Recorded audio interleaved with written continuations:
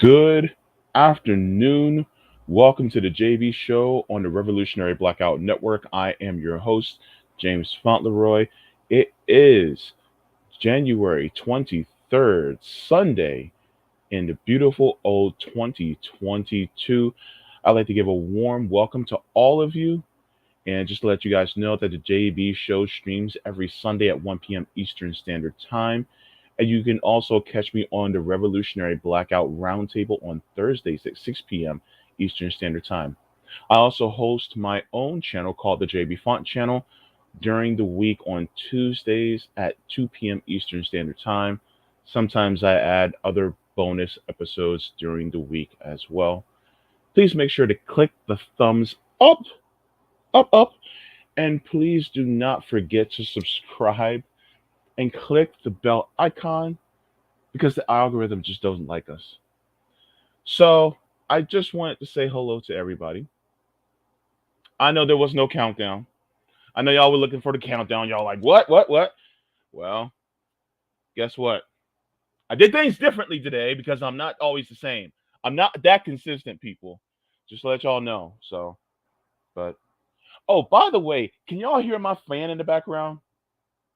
Just let me know if you guys can hear the fan in the background. If so, then I'll turn it off. But for some reason, I feel like you know, it's it's not that loud. So I'm just like whatever. I'm not gonna turn it off if I don't need to. But at the same time, it is kind of cold in here. But I like it cold. So and call me crazy if you want to. I don't care. But I actually do like it cold. But for the simple fact that I can wear warm clothing and I can feel nice and even temperatured and because when it's hot, there's only so many clothes that you can take off, and trust me, I don't want to see me take off anything. So just letting you guys know. So I just want to give a shout out to everybody here in the chat. So good to see everyone. Leroy, good to see you. Says I chose next year because they have a fear they have their fear mongering this election cycle unless more organizing happens, which forces them to do that as an earlier distraction this year. What is Leroy referring to? Actually, I'm gonna show you guys. So what I did was, let me take that out just 1 second. Okay. Um, I did a poll, um, just so that you guys see. Um, I did a poll. Let me mute this really quick so that don't be feedback. All right. Okay. And then share my screen.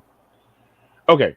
So as you guys can see, there was a poll that was done. So the poll says, do you think that the U.S. will go to war with Russia this year? 17% said yes, 72% said no, and 10% said next year. That's kind of going off on what's been going on over the last few days in the news cycle about you know people talking about war with Russia, things like that. Um, and so that's pretty much what Leroy was. Uh, that's when he was referring to, just to let you guys know. And I turned the sound off just in case there was an echo. Yeah, there's an infinite time machine, just like hear and see me from the future. But yeah, so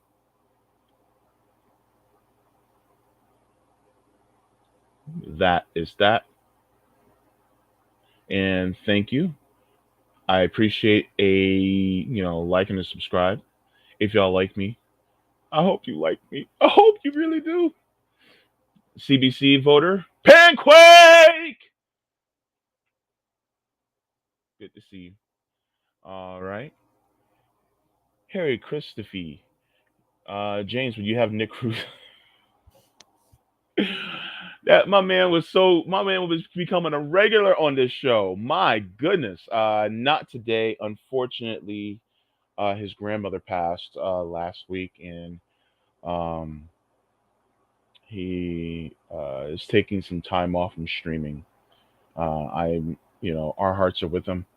And please, visit his Twitter page and see you know uh, if you can donate, something to his Venmo or to his Cash App or whatever, because losing a loved one, could be tough financially on a family.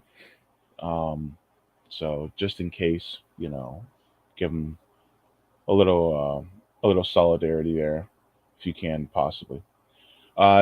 Eric Gray, good to see you as always. Evolve NYC, hello. Solidarity is forever, definitely. Benjamin Cisco, so nice to see you. It's nice to have you as well. Trish, love and solidarity with you. Valerie, I'm sorry I sang your name off key. So good to see you as well. Beth Wishard, please check out the Defeat the Mandates protest. Hmm. Okay, I haven't heard of that yet. Yeah, this is my first time hearing about the Defeat the Mandates, but yeah, I mean that should be interesting. Um, I'm going to be talking something in the same realm. I'm trying to purse my words carefully because YouTube, right? Every single time you try to mention the C word, and that C word, I'm talking about the C that starts with, it rhymes with vivid. I'll just let you guys know that C word. Yeah, that C word, YouTube goes, oh, stop it. No, really, stop it. And so then guess what? They end up, tagging us and flagging us and all that other good stuff. So unfortunately, I have to be very, very careful with what I say. Censorship. The more you know. That's the way it goes. All right. Let me see. Who else is in the chat today? Uh oh, hang on.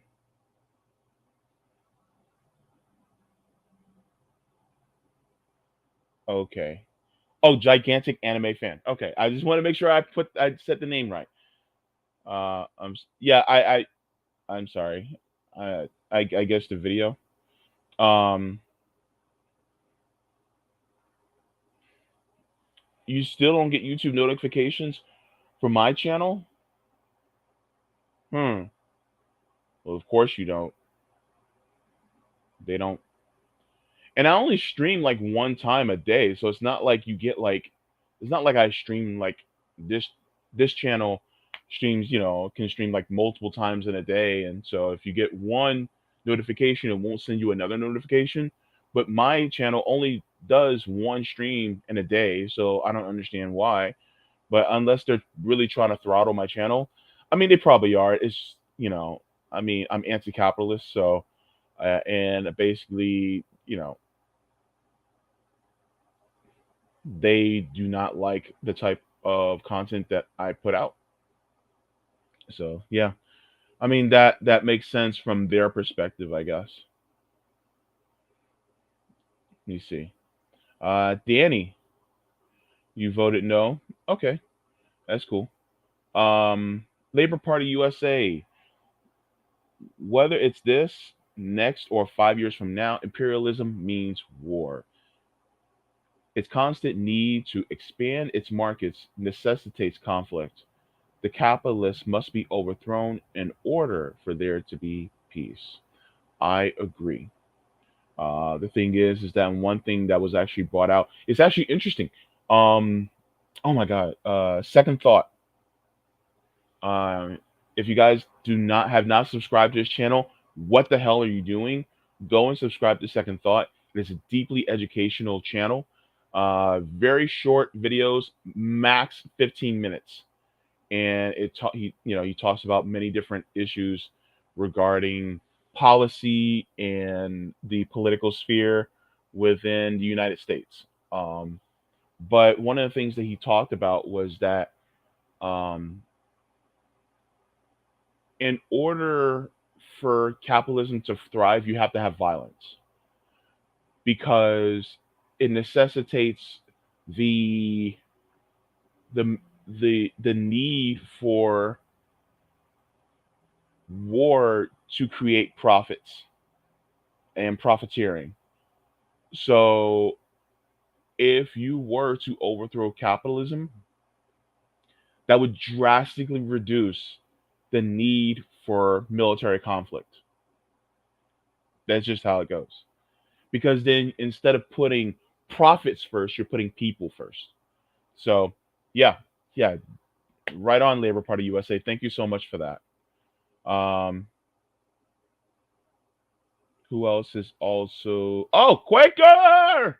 Good to see you too. Gosh, I am so off key today. What in the hell? My voice was sounding fire earlier. I was I was singing and everything right before the stream. Human love solidarity. Good to see you. War or no war has no effect unless bombed upon. My thing is though, look, any country, especially ones that deviate from the profit or capital first society, the United States sees as a threat because the corporations and the oppressive masters do not want us to get any ideas that we could actually have a better system. And so that's, it just sucks because that's the way they see it. Um Here he asks, my condolences to Nick. How old are you, JB? And at what age did you discover you are gay, straight male ally here? I am 37, believe it or not. And I discovered I was gay. It's funny because a lot of times, a lot of us who are in the queer circles, a lot of us discover at different ages. Some of us discover in our 20s. Some of us discover, like people who are trans, they may discover that they're trans as a child. Those, and I'm talking about developmental years, 5, 6, 7 years old.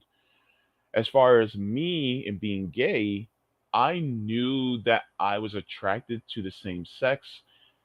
I started discovering it nine,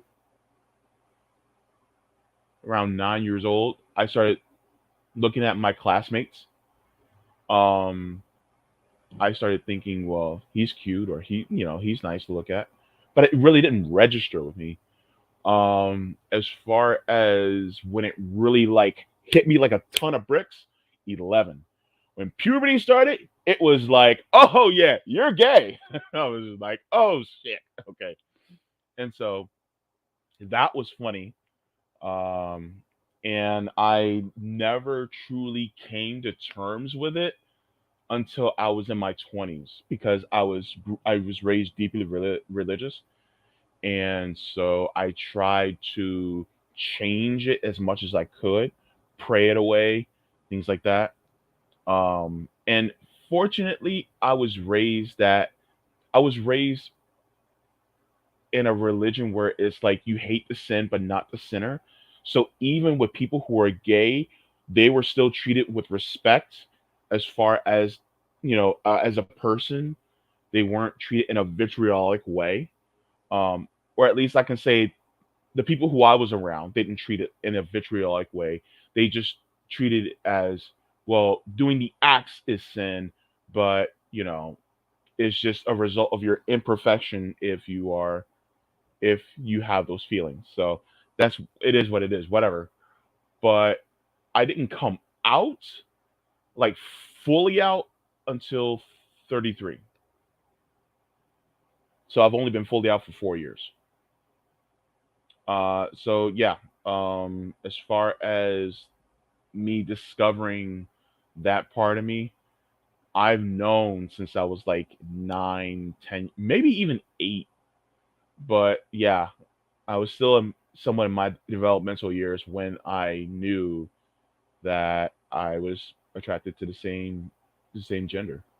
So yeah, but that's a good question. I've never been asked that on a stream before. But yeah, that was a good question. Thank you very much for that.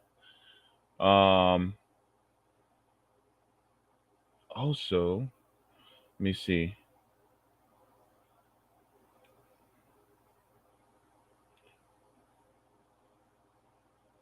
Let me see. Trying to see if there's anybody new in chat. Oh, I see. Austin Jones, so good to see you. Nice to have you as well. Alex, so good to see you as well. Um, thank you. I appreciate it. Um, let me see. Also,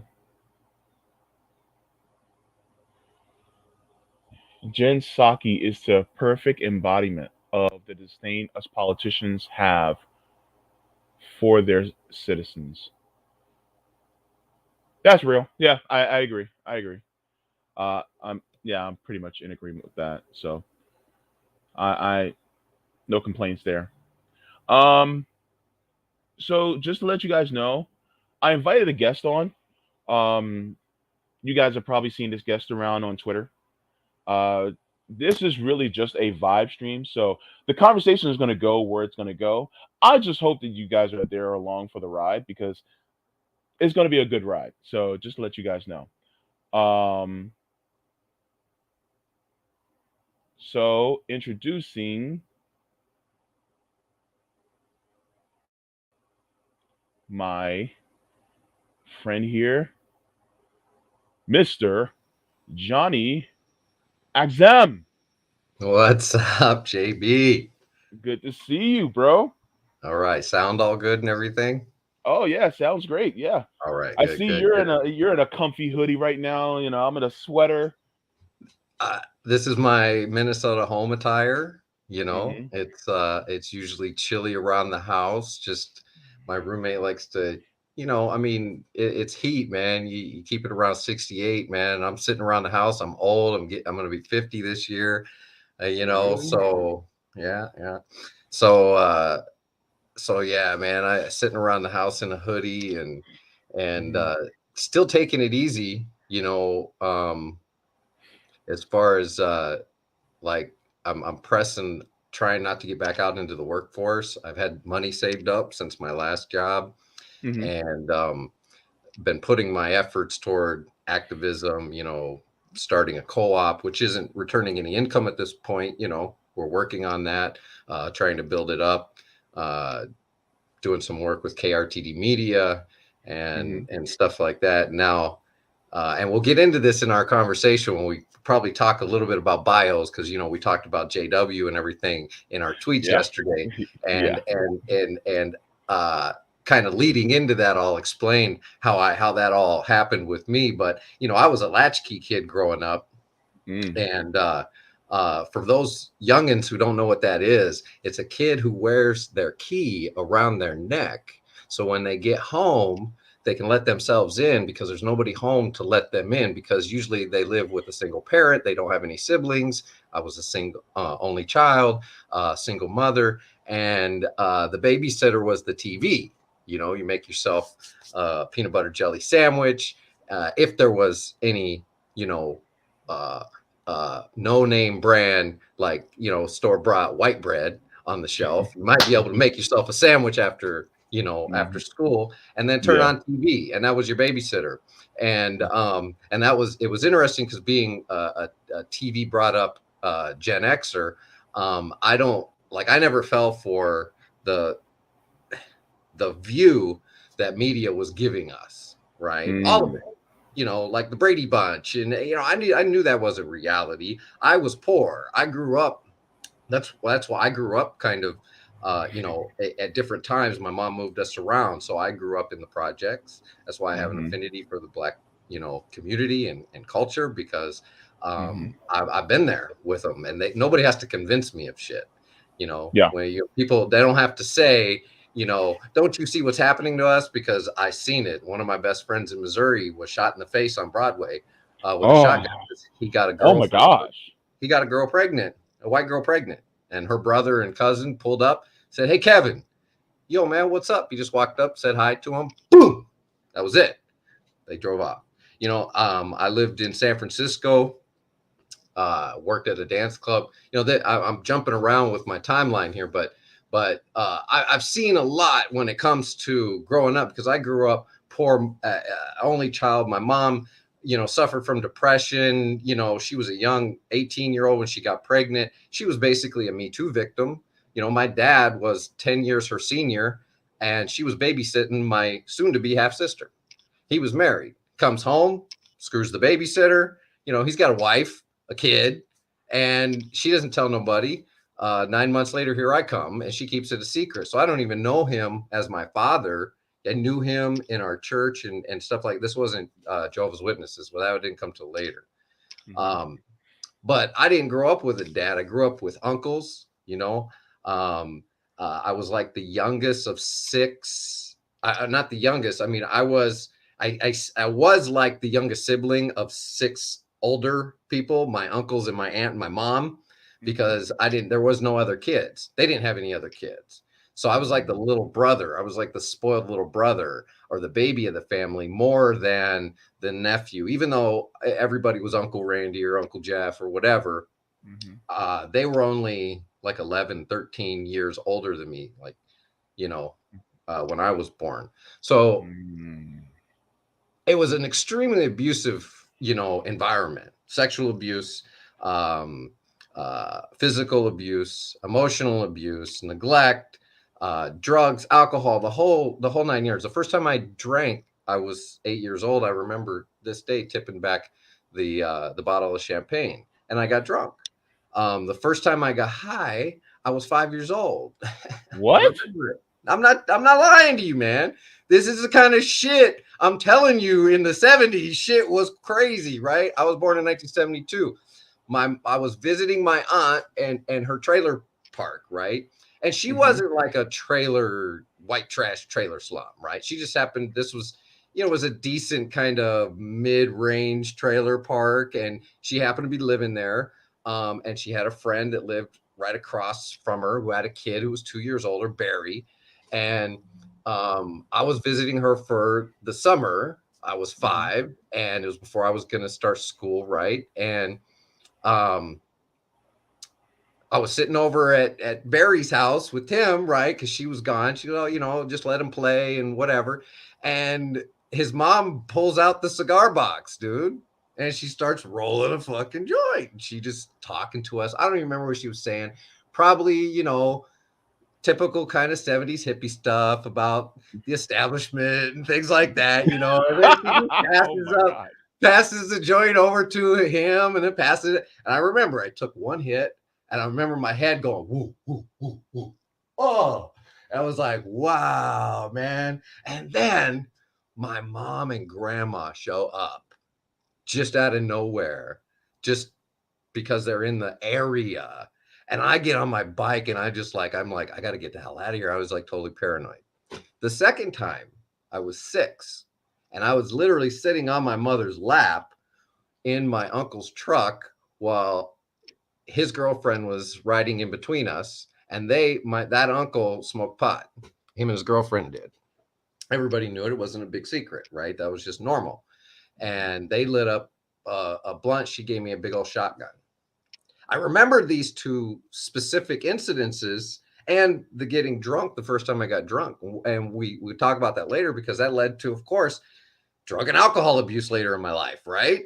I mean, when you're being Wow. fed this kind of, first of all, you live a shitty life with Mhm. people who are abusing you constantly, misusing you as a person, as an individual, not giving you, the kind of opportunities a child should have.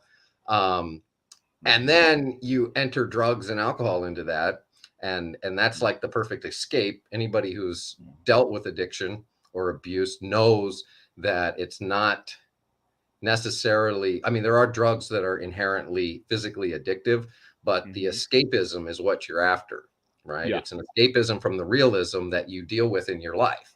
Yeah. Otherwise you wouldn't have to fill that void with some kind of substance or chemical to be happy. It doesn't have anything to do with chemical use. Chemical Yeah. use and abuse are completely different things. Recreational Mhm. use, the use of things, people can drink. I actually still hang out with friends. Mhm. I haven't had a drink for over 15 years, right? Mhm. And I still can go sit at a bar. I play pool at league night. It doesn't bother me. I don't suggest that for somebody who's newly getting sober to go hang out at bars because you don't have that kind of strength and have built up that kind of assurance in yourself that you are completely done with that particular chemical. Because booze is what really did me. I did a lot of different things and experimented and had my run-ins with things like meth and crack and this and that for periods of time. But what really did me over the long haul, over years, was the ongoing progressive addiction to alcohol.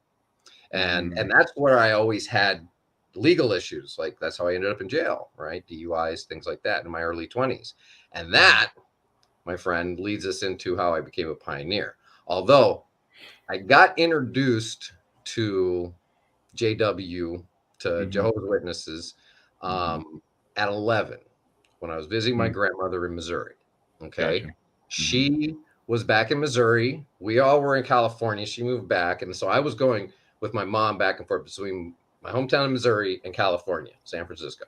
So, I mean, talk about culture shock. Rednecks, liberals, rednecks. I mean, literally, this small town in Missouri, complete rednecks. That's where my friend got shot, right? And so at this particular time, I was visiting her for summer break again. I was always going somewhere for summer break to visit some family members because my mom always moved us around and we were never around the family. So she, at that time, had gotten introduced to the Witnesses, and she shared Paradise book with me. And, you know, I started digging into it. And as an only child and an autodidact, I always picked up on things very quickly.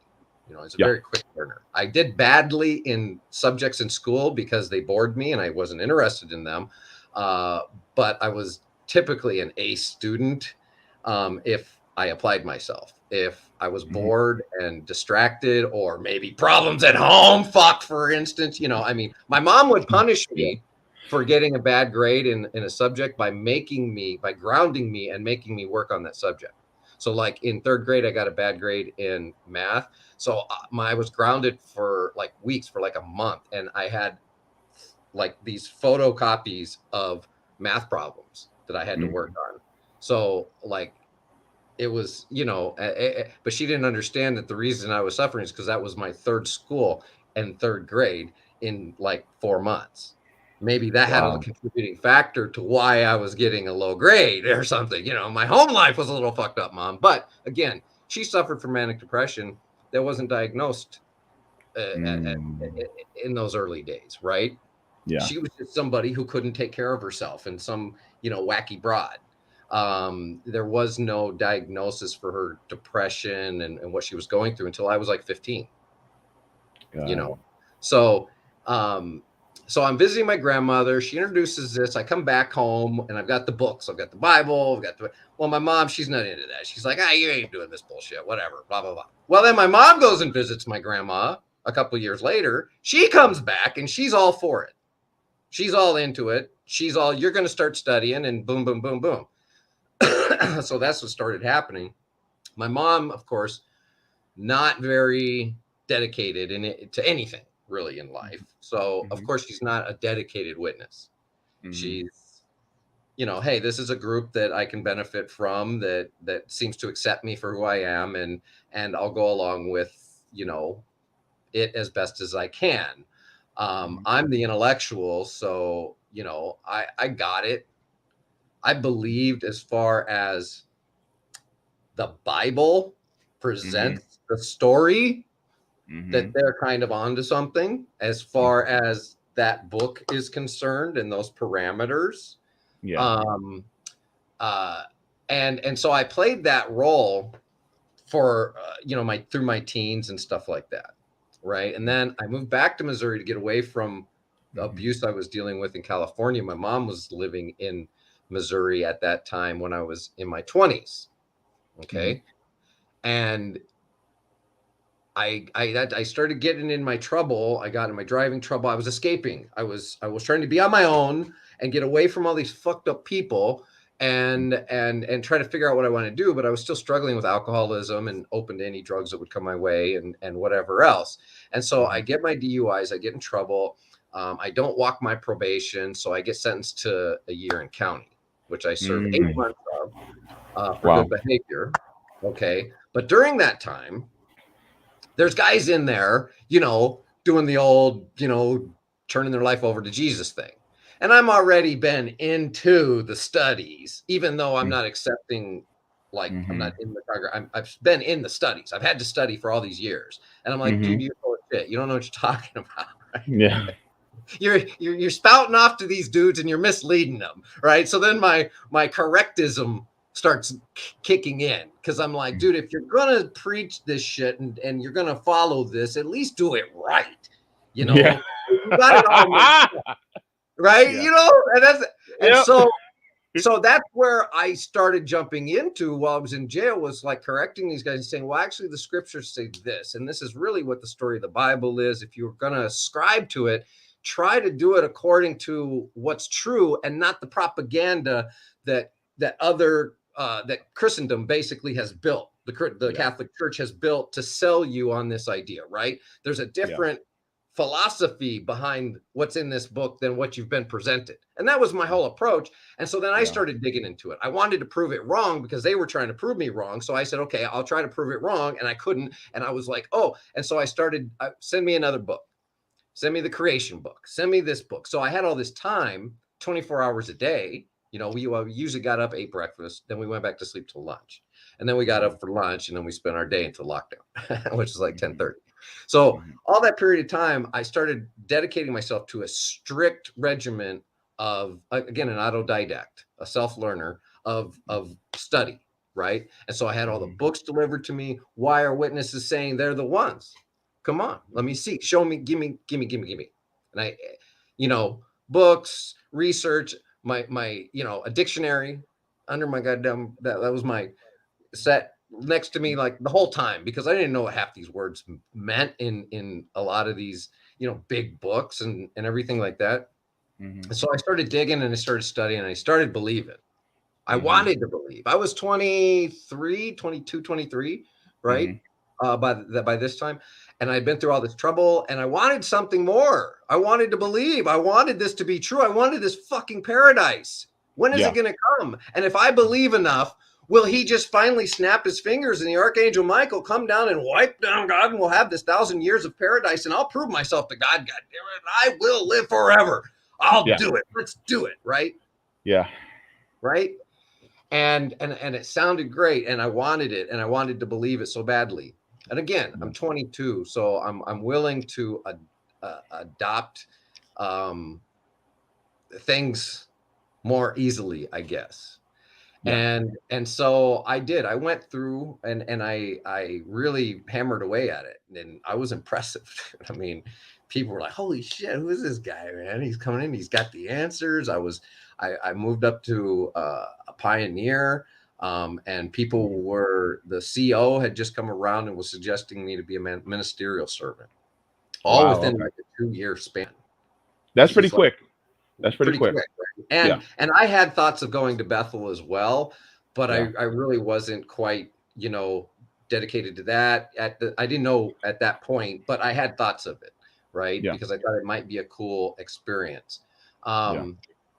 But then I fell in love with a worldly girl. Satan tempted me with that worldly girl. And I tell people, I still go back to James 1:13 through 14. I mean, through 15. There are good philosophies and principles in the Bible, but each man, is not tempted by God. And this I've actually evolved past my belief of the traditional belief of God, but still the philosophy remains that, God does not tempt man with evil things, for he himself is not tempted with evil things. But each man is drawn out and enticed by their own desire. Right. So and that desire, when it gives birth to sin, that sin in turn brings forth death. Yeah, you got it right. That's one of my faves, because even these I worked at a treatment center that was this evangelical. That was my last job, right? This evangelical Christian fucking, there's demons flying over your head when you're trying to get sober kind of place, and I'm just disgusted, because I've since evolved beyond the idea of religion and God, in the sense that it's perceived by even Jehovah's Witnesses. But even on your level, in that book you're waving, you're so fucking off base. It just drove me crazy every day Yeah. because I would, and my roommate does that too. He's an atheist, and he'll debate with people at work on their grounds. You have to say, well, Mhm. according to the Bible, I mean, Mhm. Jesus said this and that, so why are you doing this and that? It's kind of Yeah. separate, and so even based on the principles you say you want to live by, you're doing it wrong. Yeah. And so I left the congregation. I didn't disassociate because I was like, right, you guys can just disfellowship me. I'm not gonna willfully walk away, because at the time I still believed. I just wasn't willing to commit. Like you said, you weren't willing to make the sacrifice they would tell a gay person has to make, because the stance in the congregation is that it's a defect of imperfection, Yeah. that comes along with humanity, and because of Adam and Eve's imperfection, and that that you have to resist that temptation and live a celibate life. If you can't be happy with an opposite sex partner, then you have to live a life of celibacy, give yourself to God, basically be miserable, and hope for being corrected in the afterlife after Armageddon, when you're risen to perfection and God removes that homosexual imperfection from you. Over the span of 1,000 years, by the way. Right, right. Well, I Yeah. mean, that imperfection may be lifted sooner and you have the 1,000 years to live without it, but whatever, that's theoretical. The Who knows? idea is the principle that the policy that they take, for the LGBTQ community. Hmm. Um, I understand scripturally, I too, but Hmm. whether you accept it scripturally or not, it wasn't a sacrifice. Like I accepted, that my relationship with this worldly girl wasn't something that could be, flaunted around the congregation, right? And especially in my position in the congregation. So Hmm. I had to make a choice whether to end that relationship and go along with the will of what I understood the policies of the Christian faith were, Hmm. or to say no, I'm not buying into it anymore. I think, my whatever, and so I did go on my way. I chose the worldly path, which many of the young people, all of them, I told you there was anointed in our Kingdom Hall, and Hmm. and her son, it was obvious. I mean, I don't like to point out. I don't have anything to judge, but I mean, it was obvious. He showed. We had discussions about it, you Hmm. know, and he did everything he could to refuse to be direct in answering about any Hmm. of his tendencies toward, being attracted to other boys, and he had been conditioned and accepted to that point Hmm. that it was just something he had to block out of his mind. Hmm. Um, and I think all of their kids eventually went out into the world. They're not still in the congregation. Yeah.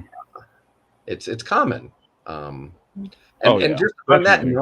on that note, I've never really accepted that perception of, on any policy level, when people say that homosexuality is not natural, and rather than just say homosexuality, let's just say LGBTQ. You know, You uh, can say queer. okay, Queer. queer. Okay, that lifestyle, or that is not, a natural. I raised the question: all in human history, since our recorded history, it's been present in the human experience. Hmm. How can it be determined to not be natural when it's naturally occurred in the human experience since humans have been around? I know what they would say, but Well, I mean, I know what people say about those things, but I mean, that's my perception of it, is that I believe it's just part of the natural, part of human. It is part of human nature. It occurs in the hmm, animal kingdom as well. It's not yeah. something that, and really the pushback against it and other things has to do, I believe, with that start. That Here's what I've come to my understanding of religion. Religion Hmm. is, of course, man-made, and Hmm. it's imposed rules that people have used deities and other gods, or a Hmm. god, to impose rules upon other people, because it's hard for Bob to tell you can't do that. What are you going to listen to Bob for? Bob saying, Yeah. hey, you can't do that. Well, God told Bob you can't do Mm-hmm. that. Now you can't Mm-hmm. do that. And Yeah. so when a conglomerate of people come together and start putting together these rules and saying, oh, the gods told us, and I mean that goes way back into the origins of different um, communities, Mm-hmm. but all throughout history, all of these things have been present in humankind. Yeah. And I'm interested in what you say their comeback is, because I mean, you deal with this more. I'm not part of the LGBT or the queer community. I Mm-hmm. have, of course, I grew up in San Francisco, and I've had a lot of friends, and Mm-hmm. just as with other things with race, I see color. I find it beautiful. Mm-hmm.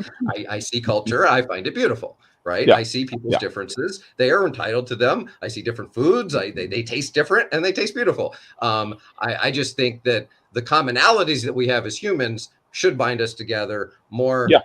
than those great and wonderful differences that we have that we can experience from each other. Yeah. That's how Yeah. I view those things. So I'm interested in what, because this was going through my mind the other day when we were talking, like, what is Mm-hmm. it, their comeback when you say, well, this is something that's been naturally occurring in human existence forever. So how can you say it's not natural? Um, I know what their comeback would be because, well, I mean, I was a Jehovah's Witness for Oh, almost we're 20. talking witnesses. I thought you were just talking about people, anti-queer people in general. No, Oh, I know what the well, no, witnesses comeback is too. No, I know yeah, what that is. yeah, yeah, we know. So it'd be like, Yeah, but yeah, no, I mean, like I explained earlier, their stance is that it's just an imperfection in humanity, and you have to hold on until yeah, Armageddon, and God will fix it, yeah, and you'll be apparently, good. yeah, yeah, Yeah. allegedly. Um, but as far as the people who are just anti-queer, um, I mean, you really can just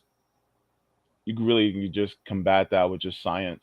I mean, look at how many, like, there have been reports of male dolphins you Oh know yeah, yeah, committing intercourse with each other. yeah. It's just it happens Female in baboons, I think, is there. I watched a whole documentary where they're really. like rubbing their stuff Hmm. together, and Oh. I mean, I didn't watch it for pleasure, just so you guys know, Well, I got you, yeah. but no, but But I mean, it is something to see that's interesting, because when we, I do believe that sex is fluid, and I believe that yeah, people who are confused about it, they fall into the construction of society that tells them it's wrong to be confused, and really it seems to be more natural to be fluid than it is to be confined. yeah, it is. Honestly, And I think that um one of the things that we have to get away from is having such a fear of something different without seeing that here's my thing. If a particular action that you do results in the eventual or instant death of someone or something, is probably the wrong thing to do. If something that you do it's a results pretty in good the baseline. eventual, I mean, yeah, I don't mean to take it cavalier, but I mean, it sounds so obvious that yeah, it's one of those ridiculous chuckles that says, yeah, I mean, obviously, continue, please. yeah. So, Now, if something results in the eventual or instant production of life, or it just doesn't do anything either or, then I think it's okay. So, uh, two women engaging in sexual intercourse, is it going to end life? Because you have a many great other women that are heterosexual that also continue the human population. So therefore, no, it's not. So therefore, it is okay. Um, if for instance, consuming cannabis does not, you know, kill you if done in moderation. I Does don't. it even kill you if can you even overdose on it?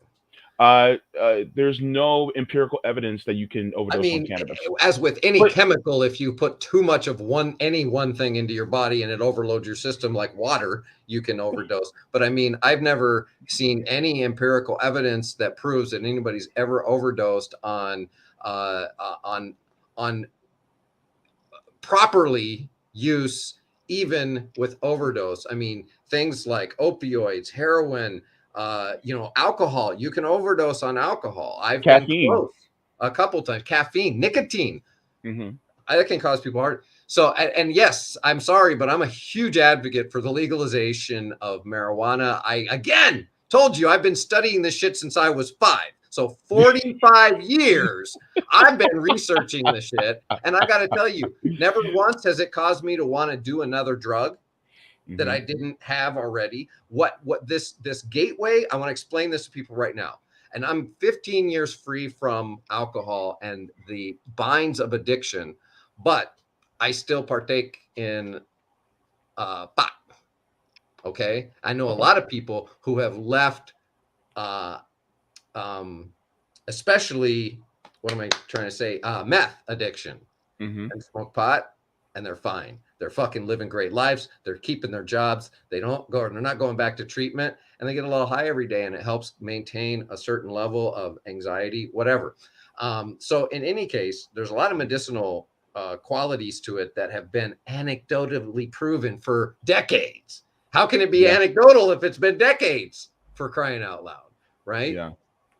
So I'm a huge advocate for that, but I'm also an advocate for taking a different approach at the criminalization of drug use anyway.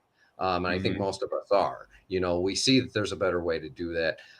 Instead of criminalizing drug use, if you were to legalize drug use and educate people and keep, I mean, there's certain things that are completely dangerous. Fentanyl is a fucking dangerous, dude. It's Hmm. dangerous. In that it's, you can fucking just get it on your fingers, it can kill you. Hmm. I understand that we have to be careful with certain things, but I do believe that there's room for us to discuss a different approach than what we're doing with the criminalization of drug use and then driving people who are in addictive situations into a worse life. That's what happens. So you get in a little trouble for doing drugs, and then you got to fucking jump through. You got felonies. You can't get a job. You can't do. You know, you got to jump through all these hoops, and now you feel even more worthless Yeah. than you did before you got addicted to drugs, which are a product, be it worthlessness, insecurity. All those things are a product of Yeah. getting, hooked on drugs anyway. Yeah. So But my biggest question to anybody who is supportive of the war on drugs: what makes someone's life so messed up that they have to turn to drugs and become addicted to it? Well, and You know. let's clarify. There's two things. Yes, you're right. There are people who go on a slow decline, but this happens to kids who are fucking rich, who have Hmm. no complaints, who have good families. I'm not talking just rich. Okay, let's not say rich, because rich isn't security. But let's just say they have a solid family life. Okay, so they Hmm. do have caring parents who are attentive to them, and so this Hmm. can happen to really anybody. Addiction can, depending on Hmm. the substance, and that is for sure. Yeah. What I was going to say is pot never led me to want to do another drug. The gateway part of Hmm. pot is that it's illegal, and where you have to go to get it, the dude usually has some other shit if he happens to be out of pot. I guarantee you, 9 fucking times out of 10, people who hop over to do Hmm. something else, it's because their dealer is pushing or offering them something else, or whatever. And it doesn't. The first time I ever smoked crack, I Hmm. mean, you guys are getting some deep fucking Johnny shit here. The first time I ever smoked crack, I was getting out of an eye appointment downtown San Francisco on Market Street, where guys would walk around, and we used to go on our lunch break to buy baggies of weed, dime Hmm. bags. I know what a Hmm. dime bag is. You go up, hey man, just say, the head nod, Hmm. and it was usually Hmm. Hispanics, little, Central Americans, immigrants that have made their way up here. Hmm. That we're hanging around there, living in the park or whatever, and you know, you Mhm. get the head nod, whatever, and you know, you get your little dime bag, you go roll a joint with your buddy on your lunch break, and you make it back to fifth period. Well, Mhm. I was walking out, and this guy's kind of walking in step with me, and I'm like, "Hey, man, yeah," you know, I didn't have any. He said, "Yeah, man, what do you want to do?" I said, 10, you know. So he gives me a rock. I give him the 10. He gives me a rock. We're walking in pace, and I'm like, "Oh, no, no, no, no, no, no, no, mota, mota, not coca, not coca," right? Mhm. Mhm. And and he's like, "Ah, no, no, no, no mota, no mota." So I'm like, "No, no, no, no," and he gives it back, right? So we re-exchange.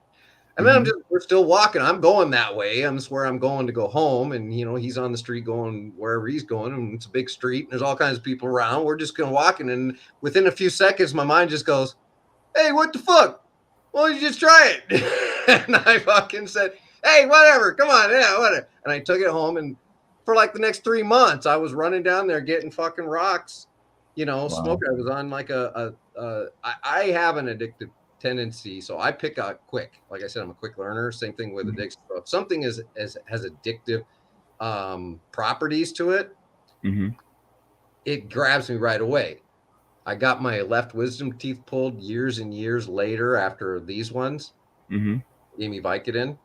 Mhm. I fucking boom. And this was like I was sober for a while, right? And Yeah. as soon as I took those Vicodin, man, I was like, "Ooh, I want more. Ooh, I want more. Ooh, I want more." Those fucking opioids, man, are highly addictive.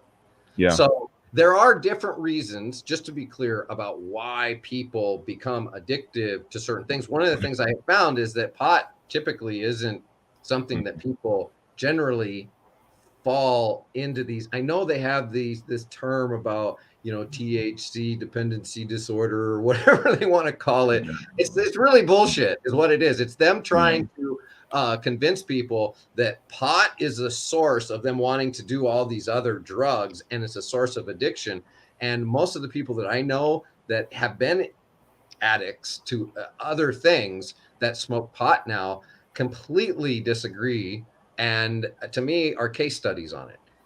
You can't keep calling it anecdotal when there's all of this evidence of people walking around living healthier, happier lives based Mhm. on their interaction with either CBD or THC. I'm gonna give you a little bit of an anecdotal story from me. Being a dialysis patient, yes, hello, I am a dialysis patient. I have to have surgeries for different accesses, right? And so, some, you typically after these surgeries, you're in pain, and so they prescribed to me Percocet, which is an opioid. I took Percocet for the first time in my early 20s, and the first time I took it, I was on cloud fucking nine, That's dude. what I've heard. I've never had it. I've had Darvocet. I look, I was literally, and I remember this specifically.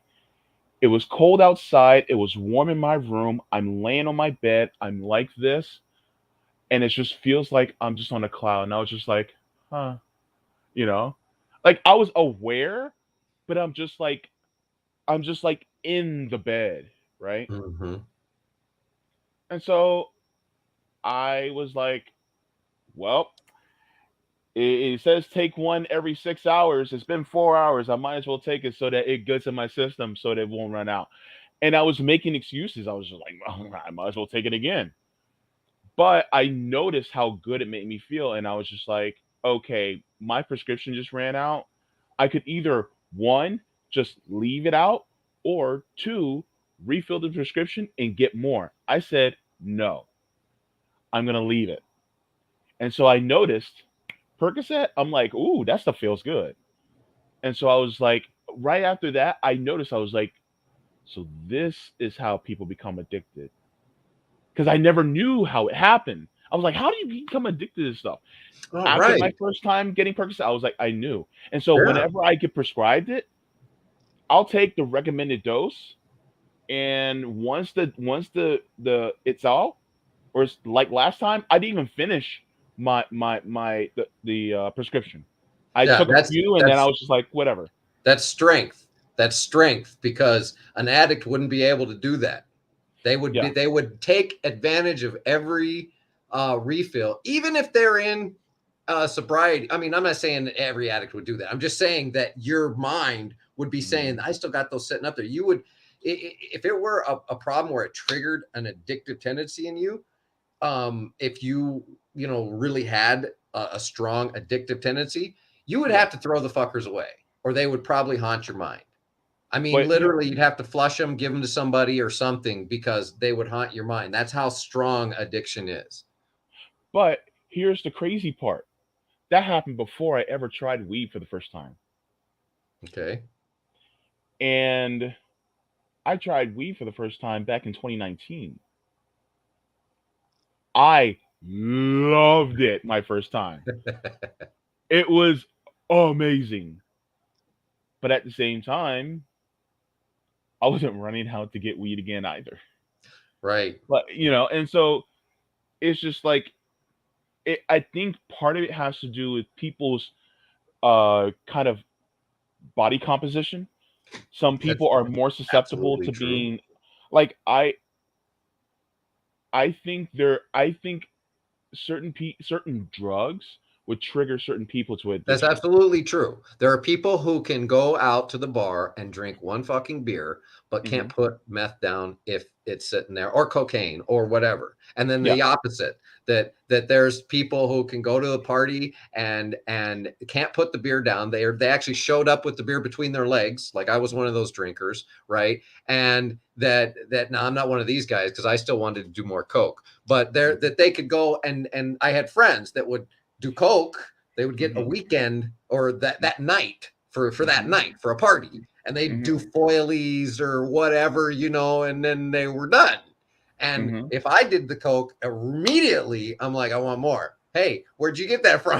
Like all that shit. Like they've already Yeah. bought their supply and are cool with it, that's what they're gonna do. It's We're gonna party tonight, and everybody gets to have a little share. And for me, if I do it, it's like, no, dude, I want to know where you got that shit so I could get some more, because I know I'm going to be up all night, and then I'm going to want to be up all day tomorrow, and then I'm going to want to do some more of that shit. So I need a number. Give it to me. And I mean, that's where the addict mind would go. But there are the people that are alcoholics. My friends who were alcoholics, I know they're alcoholics. I mean, they don't maybe have legal, they're what we call functional alcoholics, right? So they don't have legal ramifications, but every day clockwork, they're cracking beer, drinking in a 12 pack every night. I mean, that's just not a normal, like, functional, like a couple drinks at dinner is Hmm. every night is something you can say, okay, they're not necessarily an alcoholic. But drinking to get drunk every night is probably means that your tendency, you're progressing toward that abusive addictive stage, right? Yeah. But as far as the coke goes, they could fucking take it or leave it. They could be right in front of them, they won't even want it. Or if they did it, they'd be like, yeah, that's great. Give me another beer, right? So you're absolutely right about those kinds of interactions between different drugs, how they affect people. Psychedelics is another thing that's becoming more popularized, becoming Hmm. legalized, like mushrooms, Hmm. um, that have also been proven to have different properties. I mean, people have to be careful with those kind of things, because those are Hmm. definitely not for everybody. Oh, And by the go way, ahead. I am not a doctor. I do not Right. have scientific knowledge of all these things. I'm basically speaking from experience and things like that. Just a disclaimer for the video so that nobody can go say this. Oh, JB said that this is this and this and that. No, no, no, Correct. These are personal experiences. This is no. not backed up by any. I'm not pulling up any screen share for a data of anybody, of any stats or anything. But I will tell you that these are I mean, I have no reason to lie to anybody. I have no Yeah. reason to make up a story to paint. I hate propaganda. That's the opposite of what I try to do. And so I want people to understand. But like I said, things like mushrooms, which I'm fond of. I'm fond of psychedelics, Hmm. and I've had friends Hmm. who they do what I call, they trip off tripping. Like, man, Hmm. you can't be tripping off tripping, right? So like when I've done psychedelics, I know I'm going to start seeing shit, and I can't wait. And then when I start seeing it, I enjoy it, and I'm like, Hmm. whoa, that's different than what I've seen before. Oh, look, my hand, it keeps following itself, silly shit like that. Or if I do this, You ever do that with your hand? You just push up on it, it opens up. Do that when you're tripping, man. It looks like your hand's coming at you, right? Silly things like that. They don't freak me out. I find them interesting. People who trip off tripping, they can't control themselves. They're like, oh, shit's fucking weird, man, and oh, the walls are closing in on me, or things are melting. And it's like, what did you expect? You took a hit of acid, you dumbass. That's what was going to happen, right? And so I've I'm serious. People I don't know where they come from. This is one of my best friends did this. He started tripping, and this is where I originally. This is when I was in San Francisco. I graduated. I went to 3 different high schools. So I went to one in San Diego with all my friends from junior high. Then I went to Missouri for a year, and then I went back to San Francisco. It was one of my uncles for junior and senior year, and I graduated out there at Galileo High School, where I'm sorry, O.J. Simpson graduated. We had O.J. Simpson football field. It's not anymore. I graduated in 90. He did his thing in 94. So they've since changed it. But they were proud of him back then in 1990. He hadn't fucked up yet. I have a broad array of experience in moving around and with what were we talking about? Why did I go there? I don't know, but we went from talking about religion to drugs. I have no idea how we got here. Well, we've been Are talking about we are we tripping right That's it. We're tripping. now? So my friend when I moved back when I was in San Francisco, one of my best friends, that's where I think I did acid for the first time in Missouri when I was 15 before I moved that summer. Somebody gave me a hit, but I was drunk and everything like that. So even though I probably did enough to experience some, I really didn't experience what that drug was about because I was high and had been drinking and other things like that. Right. In San Francisco, when I got there, I experienced real acid. Like that's where it came from, and that's where the home of it is, and the effects of it. And it didn't freak me out. I find for the right people, it can be really beneficial and eye-opening to experience psychedelics. Peyote is something I've never tried, but the native cultures did that as part of their spiritual practices, and at some point, believed that gave them a different.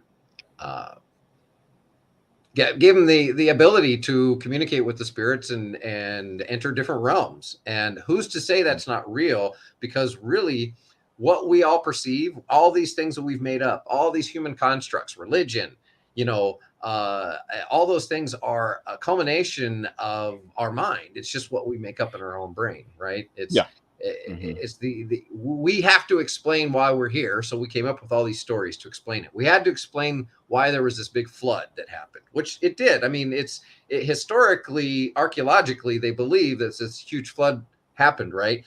But there's 20 different stories in 20 different religions or more that explain why it happened, which one's right? And which one are we supposed to follow? They're man-made constructions of the perception of reality around us, which kind of leads us into, where I've evolved with my understanding of God and the universe and perception of our life and everything. First of all, I don't buy the Bible at all. I don't buy any fucking religion, period, because they're all man-made. They're all created to control other humans and to try to explain the physical world as we could possibly understand it back when these were originally created. I don't buy into any of them for a few different reasons, and I don't really buy into this monolithic God, monotheism. I mean, I don't buy into it because if there were a God, then how the hell could I be more righteous than that God? Because I'll tell you, I am. I might have done some bad shit, but I sure enough fuck wouldn't let this existence happen.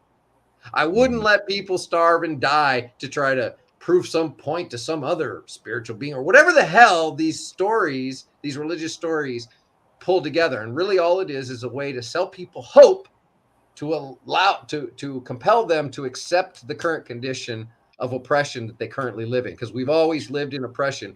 and the religion allows you to accept something after this oppression so you can accept it for now. Let me ask you this, and this is a question that I want to jump off on this one. Is the is the United States political system a religion? Absolutely. And Political, I call them religio-political organizations. is that a means to force people to accept the unacceptable because they're sold on this theory of hope from some savior to come out of either one of the two parties? Absolutely. It's the exact same concept of psychology, right? That they're Mm-hmm. using. Marketing is psychology. Branding Yeah. is psychology.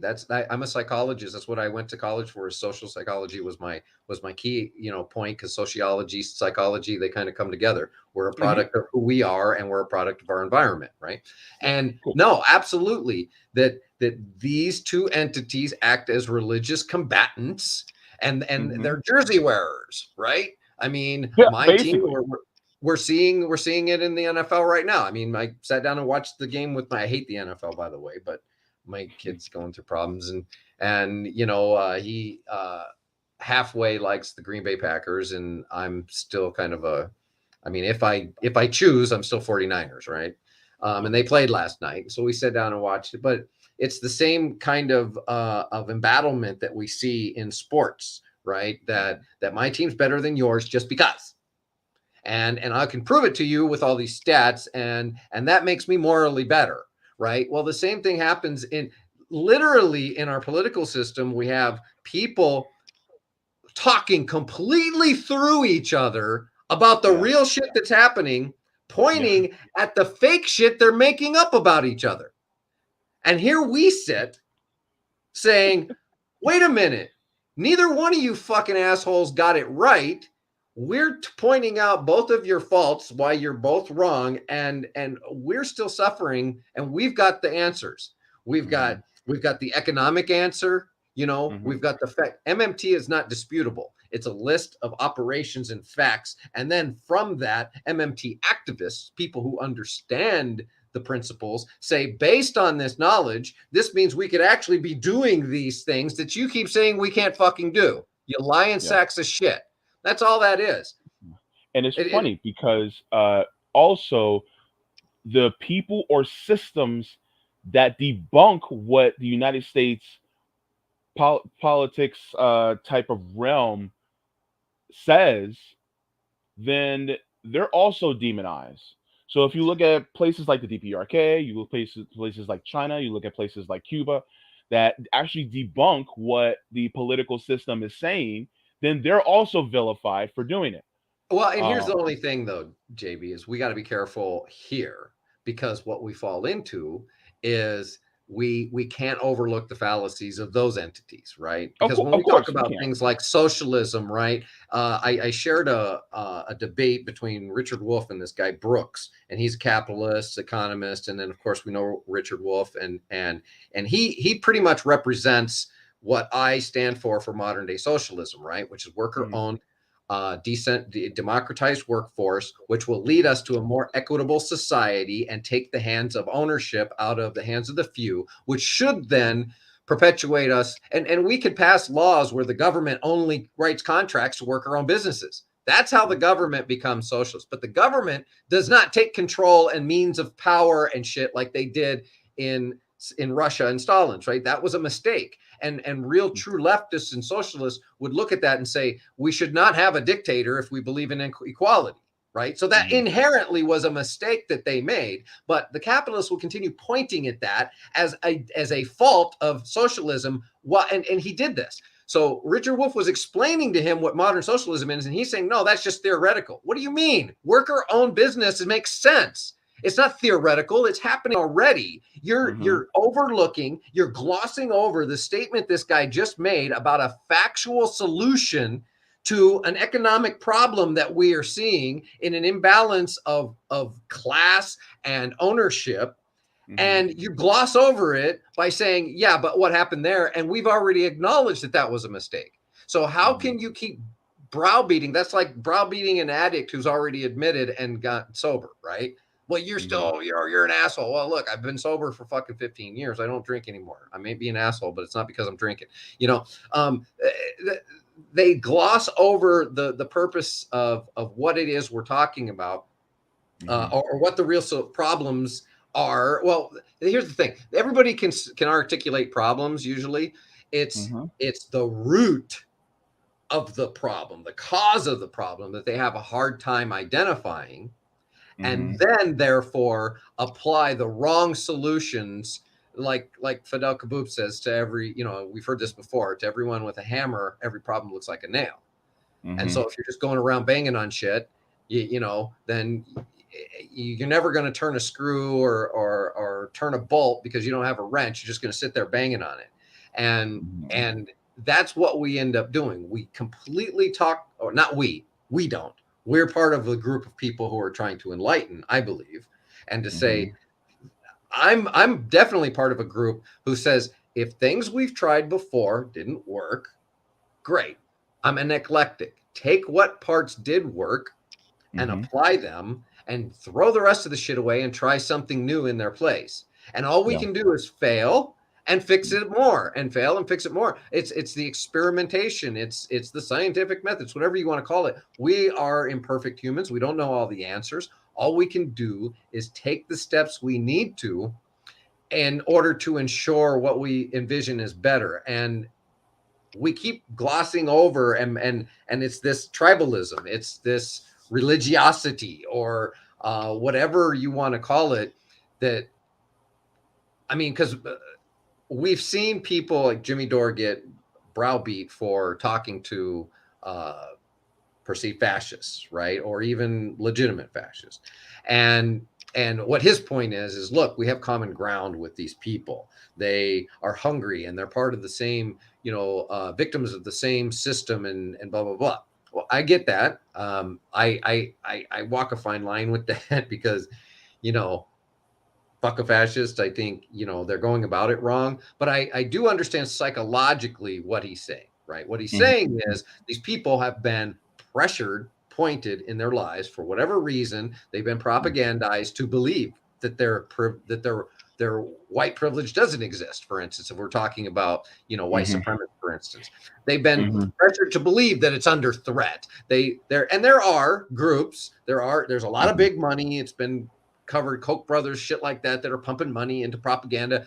You fucking give somebody $50,000 to go into a community and start sowing dissension, and that's their job. I mean, I'm sure that Mm-hmm. that shit goes on, right? Mm-hmm. Yeah. And so there is some truth and validity to the point that some people are becoming radicalized due to outside influences. I kind of uh,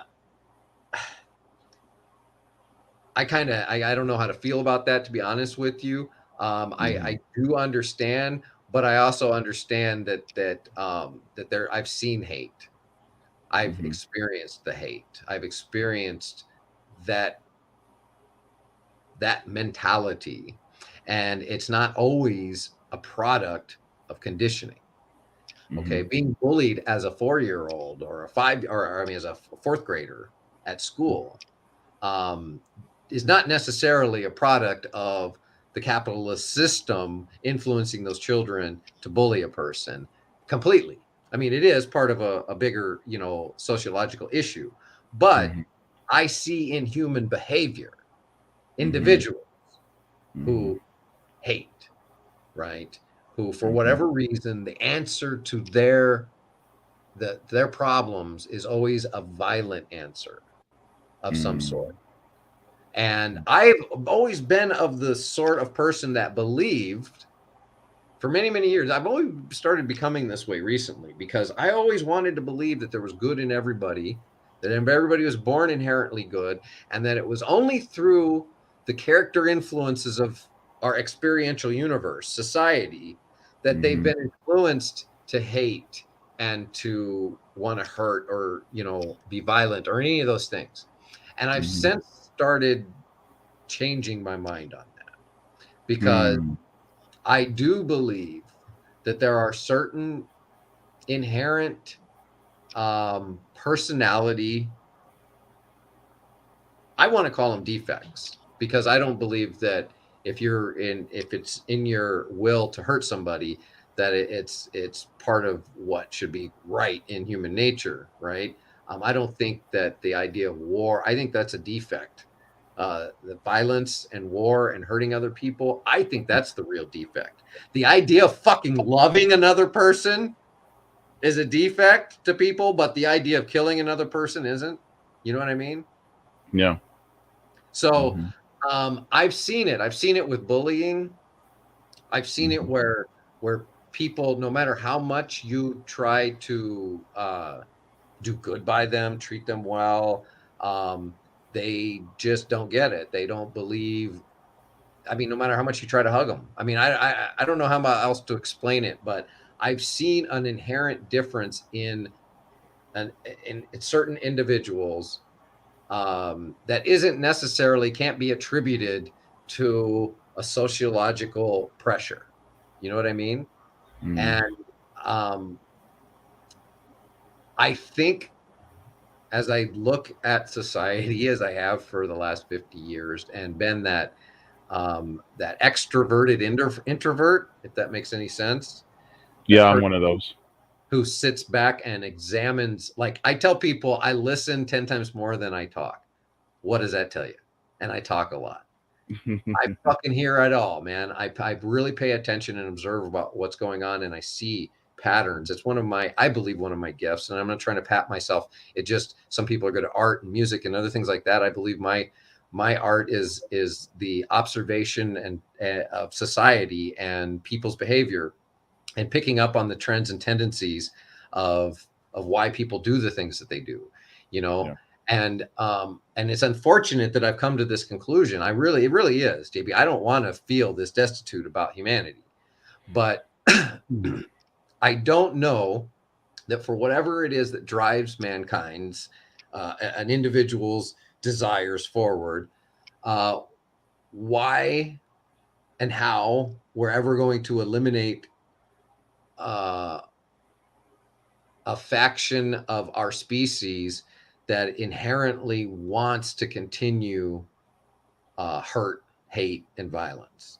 And I think that's what we're up against. I don't, and people want to say we're united. We all have common needs and greed and this and that. And yes, people need to eat. They need to breathe. They need to drink water.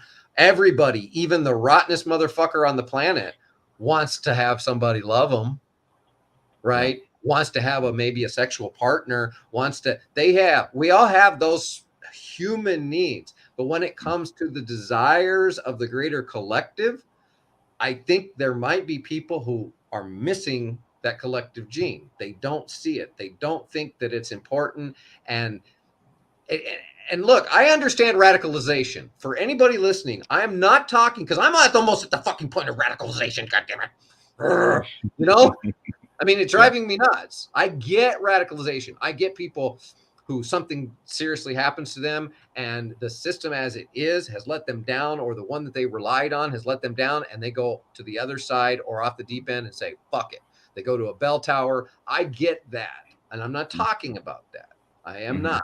I'm talking about the actual inherent qualities that somebody possesses toward the greater human experience, and whether or not they have a tie to that.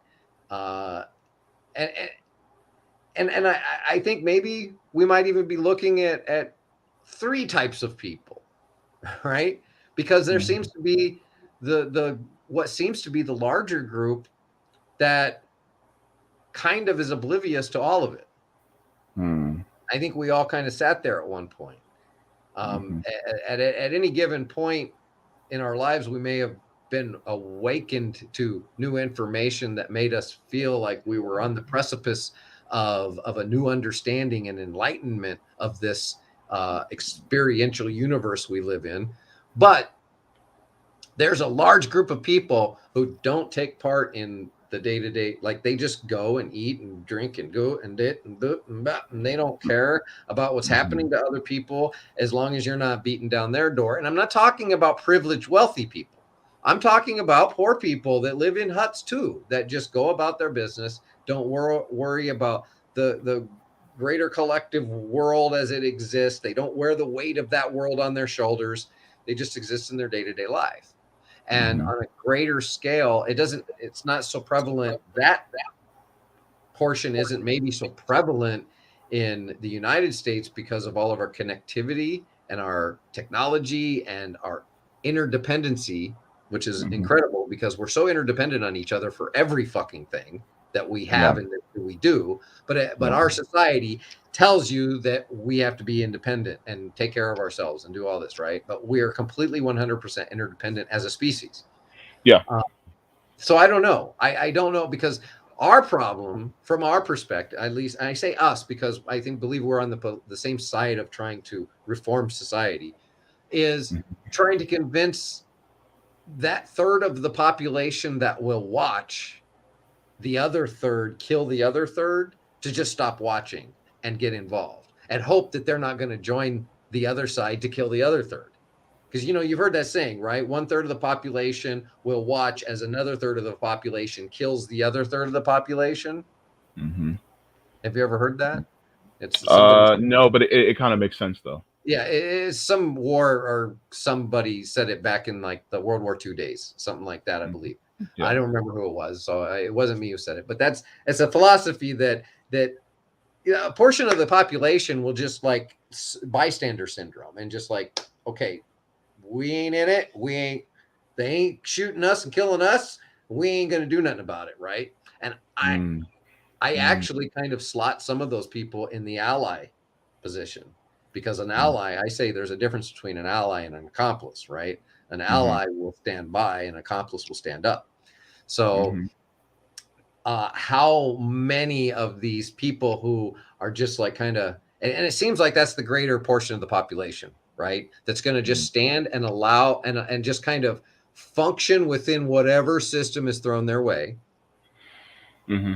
And Yeah. then there's the two factions that are trying to um, control, I guess, in a for lack of a better term, they're trying to influence. Let's say Mm-hmm. they're trying to influence how society is being run. And the one side, which includes Republicans and Democrats and the whole establishment of a political corrupt system that we Mm-hmm. have, and corporations, that side wants to maintain their wealth and power of the neo-feudalistic system, right? Their lords. I mean, all these wealth people are kings, dukes, princes. It's no different than fucking the landowners over in Europe before we came over here, right? It's just Yeah. they put a different name on it, capitalism. Yeah. So it's the same system of ownership and they just say anybody's free to do it. Bullshit. If you start the game with a fucking $1 billion and you start the game with less than nothing, it's not a fair game. So I guess that my biggest question is how do we get that portion of the population, the third, that feels not that feels pushed out of the system, but just doesn't care about the system and is doing just okay enough or whatever, because we're really fighting against trying we're trying to win against those people and trying to get these other people who aren't involved enough to beat those people. And how do we do that? Because it's tough. I don't see, God, I'm telling you, I teeter from day to day Mm-hmm. between, hope and despair about where we're headed with Yeah. everything. Um. Well, it's like you said. People they typically survive off of whatever system that they're subject to.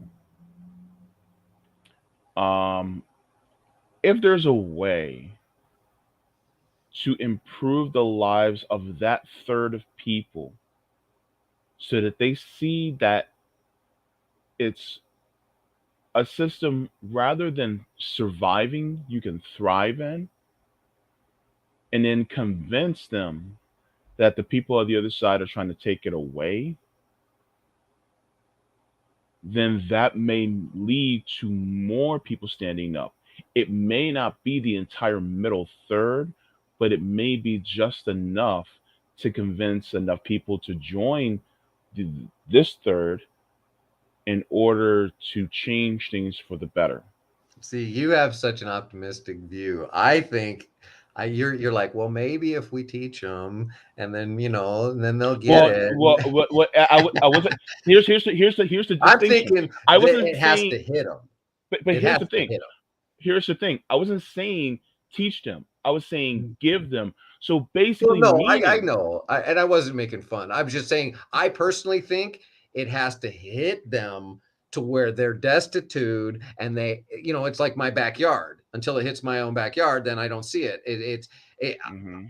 I because I don't know. I've been doing this for 5 years, and I am not getting through to people making like about Medicare for all, about making Hmm. legitimate, sensible arguments about why things could help boost the Hmm. economy, help Hmm. you out. We all do better when we all do better, right? Hmm. Like that's what we're trying to Yeah. preach here. That's a Paul Wellstone quote. Um, Yeah. and people believe it. That let's say we're talking about that 1/3. They're like, yo, you're absolutely right. Yeah, I think we all do Hmm. better when we, but and that's where it falls apart. That that Hmm. that yes, okay, maybe your system is better, but what we've got now is working, so why fuck with it?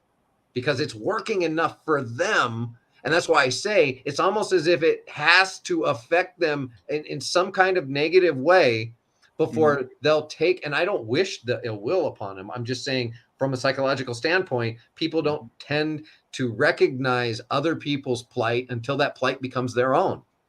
Yeah. Okay. Uh, I'm gonna halfway concede. Cool. And here's what I'm saying. Some of the people, you're going to feed them, you're going to clothe them, you're going to house them, and then they'll probably become more privy to, oh shit, they're literally trying to take these things away, and then Right. that'll radicalize them. The Yeah, other that half, part. Yeah, I agree. the other half of people are going to have some shit hit them, and that and we see that every day, Yeah, especially like for instance, look at Wendell Potter. He's a conservative, but he's for Medicare for all, I didn't see that. and it's Yeah. like, yeah, it's just like, and it seems to happen to a lot of people, who, especially when they're on the right, they'll they'll have a certain stance, and then something that is a feature of this system will hit them, and then next thing you know, it's like, I did not know it was this bad, and then they start to turn around, Right. and And I do so agree. I think it might be a blend of both, but I think that what you're doing shouldn't cease; it should continue, and then you're laying those seeds, because ultimately that shit that hits them is fertilizer. So guess what? I So love it, you're Jimmy. you're planting That's the right. seed, You're right. but they may have to get hit with that fertilizer in Yeah. order for it to grow within their minds and go, oh wait a minute, this Johnny was right. And so I say that what we're doing is is not without merit, and it will have success. It's just the success isn't as instant as we would like for it to be. Oh, absolutely. For me, I'm really, especially as an addict, right? Instant gratification. That's Yeah. all addicts chase after, is instant gratification. And for me, especially when I get involved in things like even in witnesses, right? So I'm like, fuck it. If this is it, why ain't everybody getting it? Hey, this is it, right? You got it. Don't you look? It's right here. Yeah. Don't you get it, right? Yeah. But remember, your years as a witness is that things do not. Okay. Here's the part of me um that when I used to be a witness comes out. So remember where it talks about in the Bible where when you sow seeds, some may land on the rocky soil, some may land on the fertile soil, some may get picked up by birds and eaten and Right. taken away. it kind of the same thing with talking about the system of making sure that we have a much more fairer system. Because yes, we know the answers and we know what works and we've observed what works and we know the theories of what may work even better than what we have. All this and that. The thing is that sometimes some people are not going to be very receptive. They have to have some of that water hit them. They have to have some of that that fertilizer hit them. Some people are going to be extremely receptive. They take it and they run with it. And then some people are going to be so caught up with what this world has to offer right now that they're never going to be acceptive of that system. And so they're just going to, be too far gone. And so, but our duty necessarily isn't to uh, force it. It's just to lay out the seeds so that when And I they do say, agree. Yes, I do agree because the same thing that I've been telling people about, you know, uh, like why I got involved in a cooperative is because I mm-hmm, believe that's our modern phase of socialism, as we've discussed. Right? Is that mm-hmm, the government centralized owning shit doesn't work. It corrupts people. It puts too much. I don't want the government mandating shit to me. I don't want them telling me what to do. What I want the government to do is I want it to protect my rights against threats, foreign and domestic, and mm-hmm, I want it to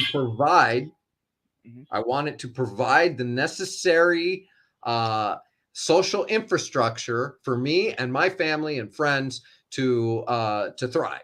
Right? yeah, That's mm-hmm, what it's there for. Especially the federal government. mm-hmm, It invests. It doesn't have to dictate, and it's there to protect. Right? Make sure people aren't exploiting. Um, Outside of that, people should be free to kind of believe what they want, do what they want, as long as, like you said, it doesn't hurt or infringe on somebody else's rights. That's where I yeah, draw the line too, right? I mean, I disagree with your religious stances, like all of you at this point now in my life. I've evolved to a point where I don't agree with any of your religious stances, but mm-hmm, I will defend your right to have them and to believe them as long as they don't impose any kind of threat or negativity upon me and other people. mm-hmm, If you want to share them with other people, as much as I disagree with them, that's great. Do it. Okay. But when you want to get involved with imposing your belief system on an entire population of people through laws, then I have a problem. And we see that in the United States with Christianity, right? The evangelical Christianity is what we experience in most of our laws, uh, as passed on down through the Catholic Church and the Reformation, and everything like that. I mean, we can't escape religion as part of our society, mm-hmm, and its influences.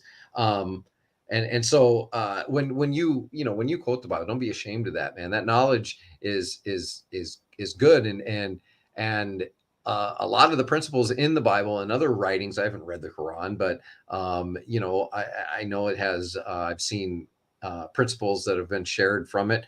It's okay to cherry pick those good things and to say, hey, this makes sense, mm-hmm, like you said about throwing the seeds around. I know exactly what you're talking about, and you're right.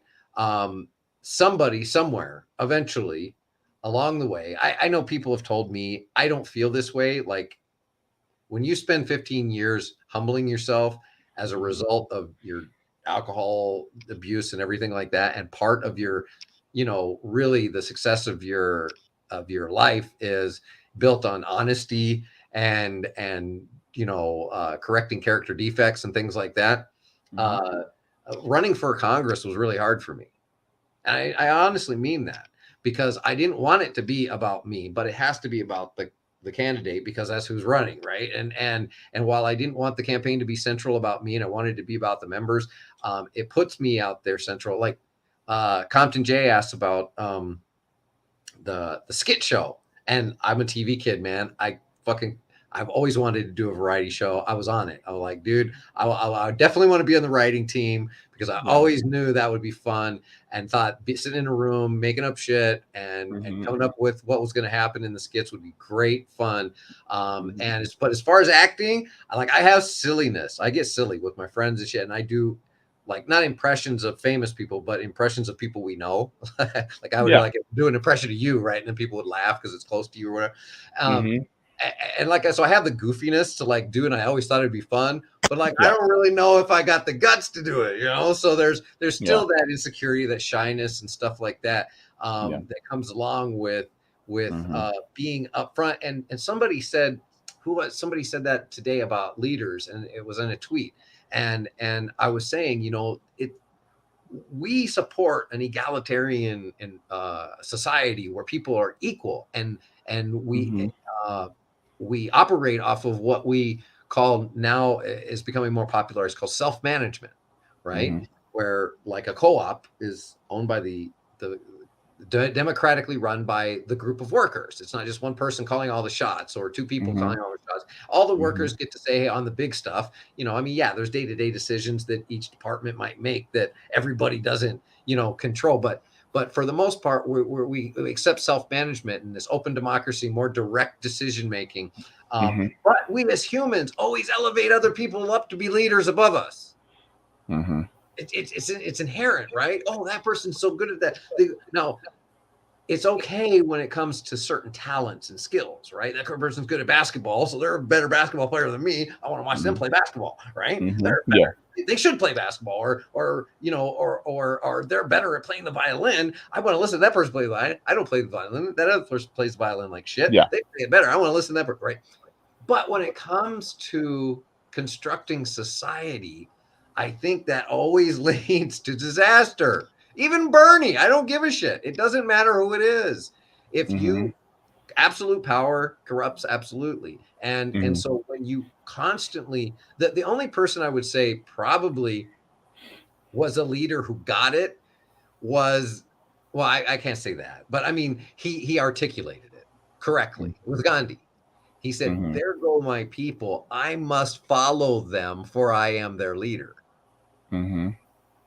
That's what we call servant leadership, right? A leader Mhm. is somebody who offers themselves to be part of, uh, like, say, a project manager, right? Mhm. A project manager should be overseeing all the elements of getting something accomplished for a specific task, a Mhm. specific project, right? It Yeah. doesn't mean they're everybody's boss. Like in our group, in our co-op, right?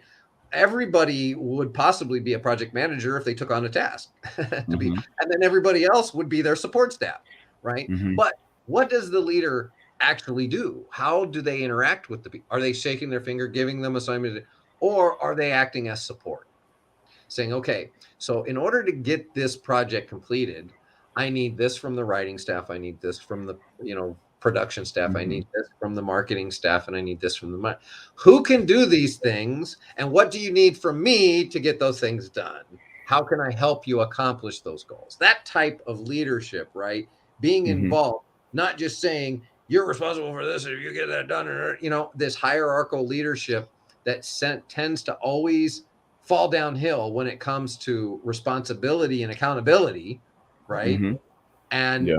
never uphill when it comes to those things. But The people at the bottom are blamed and have to carry most of the responsibility and work load of the company, but they don't get the benefit of it. The people at the top do. So I think, yeah, I mean, I think that when we talk about it's such a deep issue to deal with because yeah. how do you lead other people in a direction of self leadership, But right? but as we all know, that takes humility, right? Right, And like for instance, you go to a different country, and they typically have a PM, a prime minister. right. Well, where's the root word of minister? A A servant, minister is supposed to be somebody that's supposed to be a servant. They're supposed to be the main servant of who? The people. And the thing is that that word has been uh, adulterated into meaning bastardized. I was going to say bastardized. Yes. bastardized. Yeah, in Oh, so same many thing. ways. No, yeah, Yeah, yeah. yeah, It's uh, been misused, definitely. yeah. Into being someone that lords over people. And the Right, thing is, like, preacher. it's like The no, and yeah, hey, hate to take it back to the Bible, but who was the one that was washing the feet of his servants? right, You right. know, So the thing is that type of humility is absolutely necessary. The problem is that some have been faking that humility, making people think that that person is there to serve others. But then the people end up elevating that person, and then that person turncoats, and then they end up lording over people, and so the people are finally like duped. Unfortunately, some people become apathetic, and then they go, well, he's there already. And so Yeah, then they're like, well, we don't have anybody else. And then it only comes time when they've had enough that they group together and take that person that fooled them and then oust them. The thing is that I think that people need to get to the point where they realize that the entire lot of them have been fooling us and that we just need to kick them out. The oh thing yeah, is that are people going to have the guts to do it? And we really don't need that many. We only need a very small few because the other people are just going to stand by anyway. So right, then right. we just do it. But the thing is that have those people had enough? And look, I told this to women, especially. I said, baby, if you've had enough, you'll know it. Because once you've had enough, then that's when you start to take action. Hmm. And I was talking about in regards to dealing with men, because a lot of times there's a lot of guys that end up being assholes. But Right. it's the same thing with society in general. When you've had enough, that's when you start to take action. The thing is that and to your point that you said earlier, people usually don't start to make changes until they hit rock bottom. It just depends on what their rock bottom is. Hmm. Hmm. That's So, true. Yeah, I had a shovel on my back. For people who don't know what that means, I kept digging a deeper, deeper bottom. In my addiction, like I told people, I said, "Where is this elusive bottom?" Because they yeah. come in, I'd be sitting in detox, and they come in on the Saturday, AA meeting, and be talking about their bottom, and I'm like, "Where is this goddamn bottom? I've been looking for it, and I can't find it. God damn it! Maybe I keep falling over it, and so you know so I know what it means, because I now know what my bottom was. Right, that was the only way I could. I mean, Hmm. it is true. I mean, it sounds cliche, but it really is true that you really have to hit a point, whether you want to call it your bottom or some realization or epiphanies, Yeah. before you start altering certain behaviors that need to be altered. Sometimes it's more difficult. It is physiological at sometimes, Hmm. not just with drugs, but even see what people don't understand. And I'm going to make this very clear before the show ends. Everybody is an addict. It just depends on what you're addicted to and whether or not it's harmful to you. Okay, Hmm. because you can be addicted to good things as well, like joy, happiness, petting your dog, right? If you I'm don't addicted get to those. right, if you don't get your morning pet of your dog, you might feel a little withdrawal, right? That's an addictive tendency that's built because of hormones that are released due to the chemical reaction. This is just absolute fact about how our brain works, right? Hmm. And why addiction is driven. You can be Hmm. addicted to work. You may think, well, that's not a bad thing. Well, it depends. Do you not get to spend time with your family? Do you not get to spend time? Are you neglecting your home life? Or so it might not be a bad thing. It could be a bad thing. Um, Hmm. so everybody is addictive to something, and I'm not going to put food in there unless you're addicted to a certain specific thing you have to eat, right? Like caffeine, that's a gimme, right? That's a chemical. We know caffeine is addictive. I'm not counting something like that. The things we need to sustain life are not like I'm addicted to air. Duh. No, you just need to breathe to live, dummy. Um, Right. I'm talking about the things in our general, conditioning that do give us different pleasures, or not even pleasures, but it can be anxiety. People can be addicted to anxiety and they Hmm. not even know it. I used to tell people my son's mom wasn't happy unless she was miserable. She's a martyr. She's a classic martyr. right?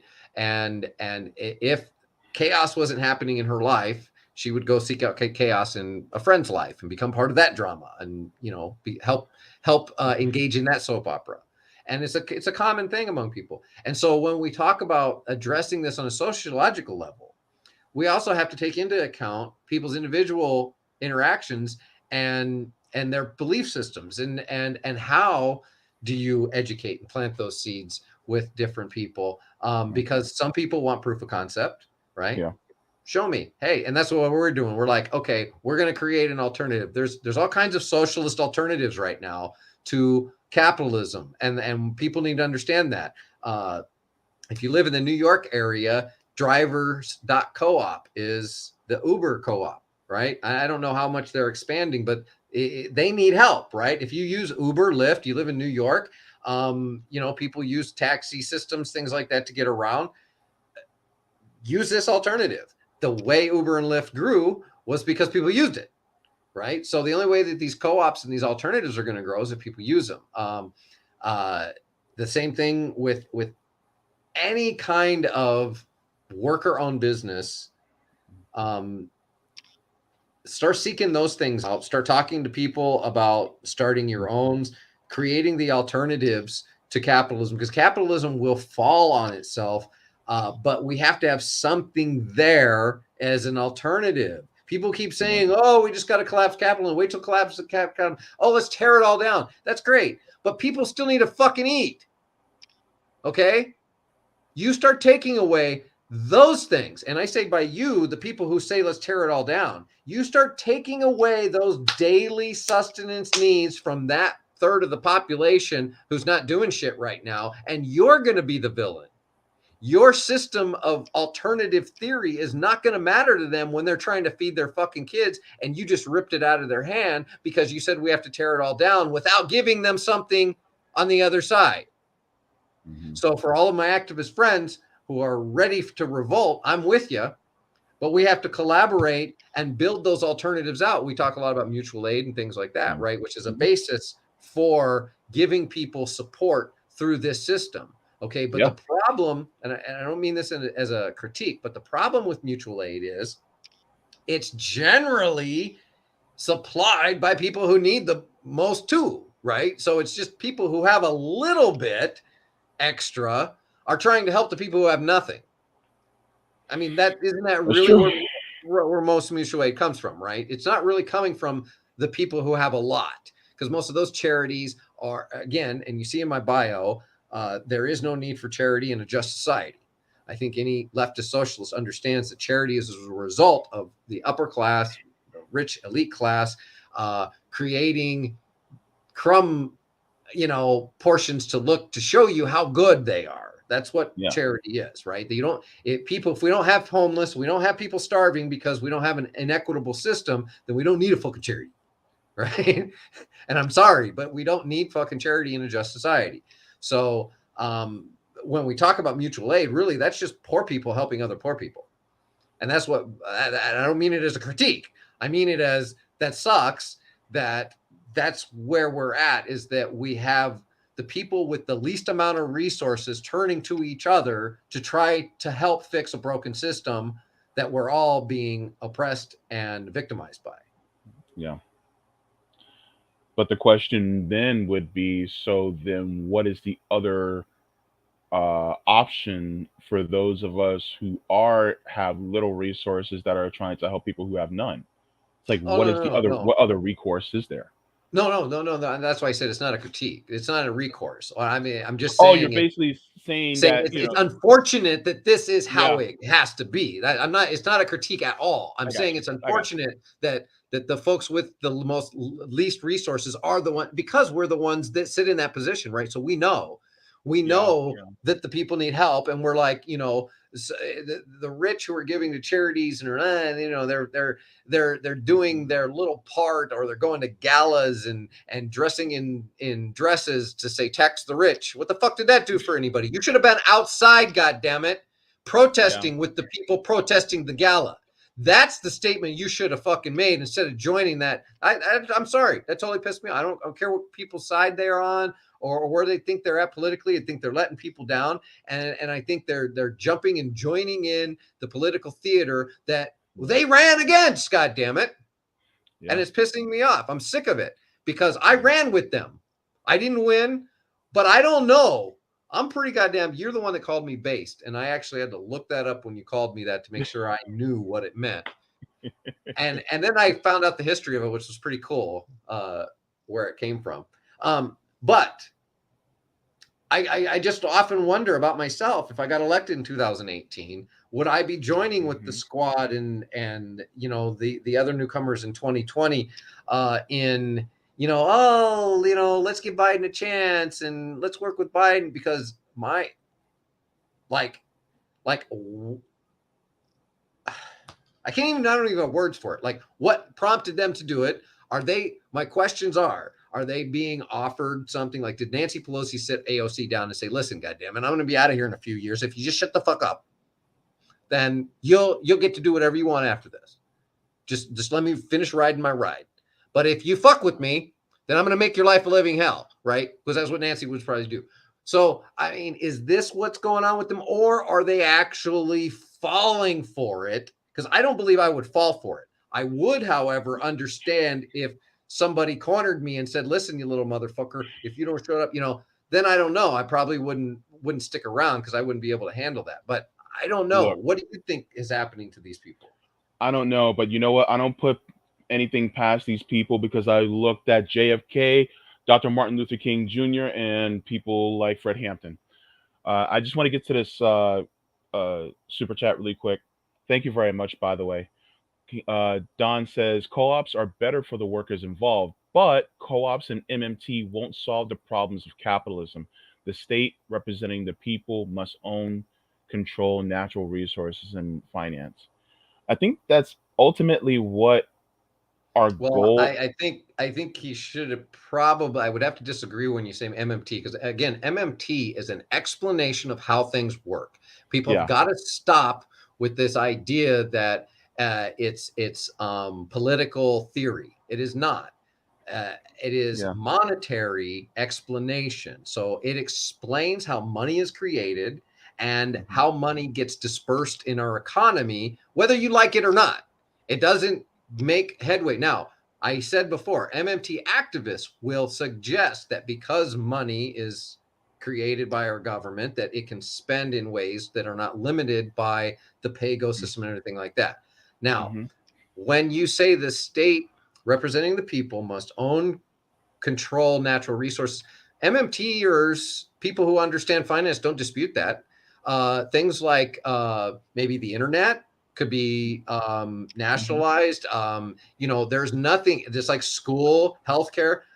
We understand, but we understand that it's public money that's being spent. It's not taxpayer dollars. They don't collect it from people first and then give it to people. That the states and localities do. But if we were to democratize the workforce through co-ops, I mean, just for lack of a better term, you call them collectives, call them whatever you want. But if we were to democratize the workforce, first of all, that would create a sense of equity immediately, right? Like across the board. And I agree with you on controlling certain natural resources like oil, things that when the price of oil goes up, everything else goes up. That's why people are hmm talking about inflation. Oh, and Biden caused it. No, Biden couldn't cause inflation. Back in the 70s, inflation skyrocketed because OPEC was being, or because there was a fight over oil because they were being sanctioned. And they said, okay, sanction us. We're going to raise the price of oil, where everything in the world depends on oil. Not just, I mean, so your milk getting to the grocery store depends on the price of oil because the gas that the guy puts in the truck, right? So if that goes up, then everybody else has to raise their prices in order to compensate, or they don't necessarily have to, but they will to compensate, right?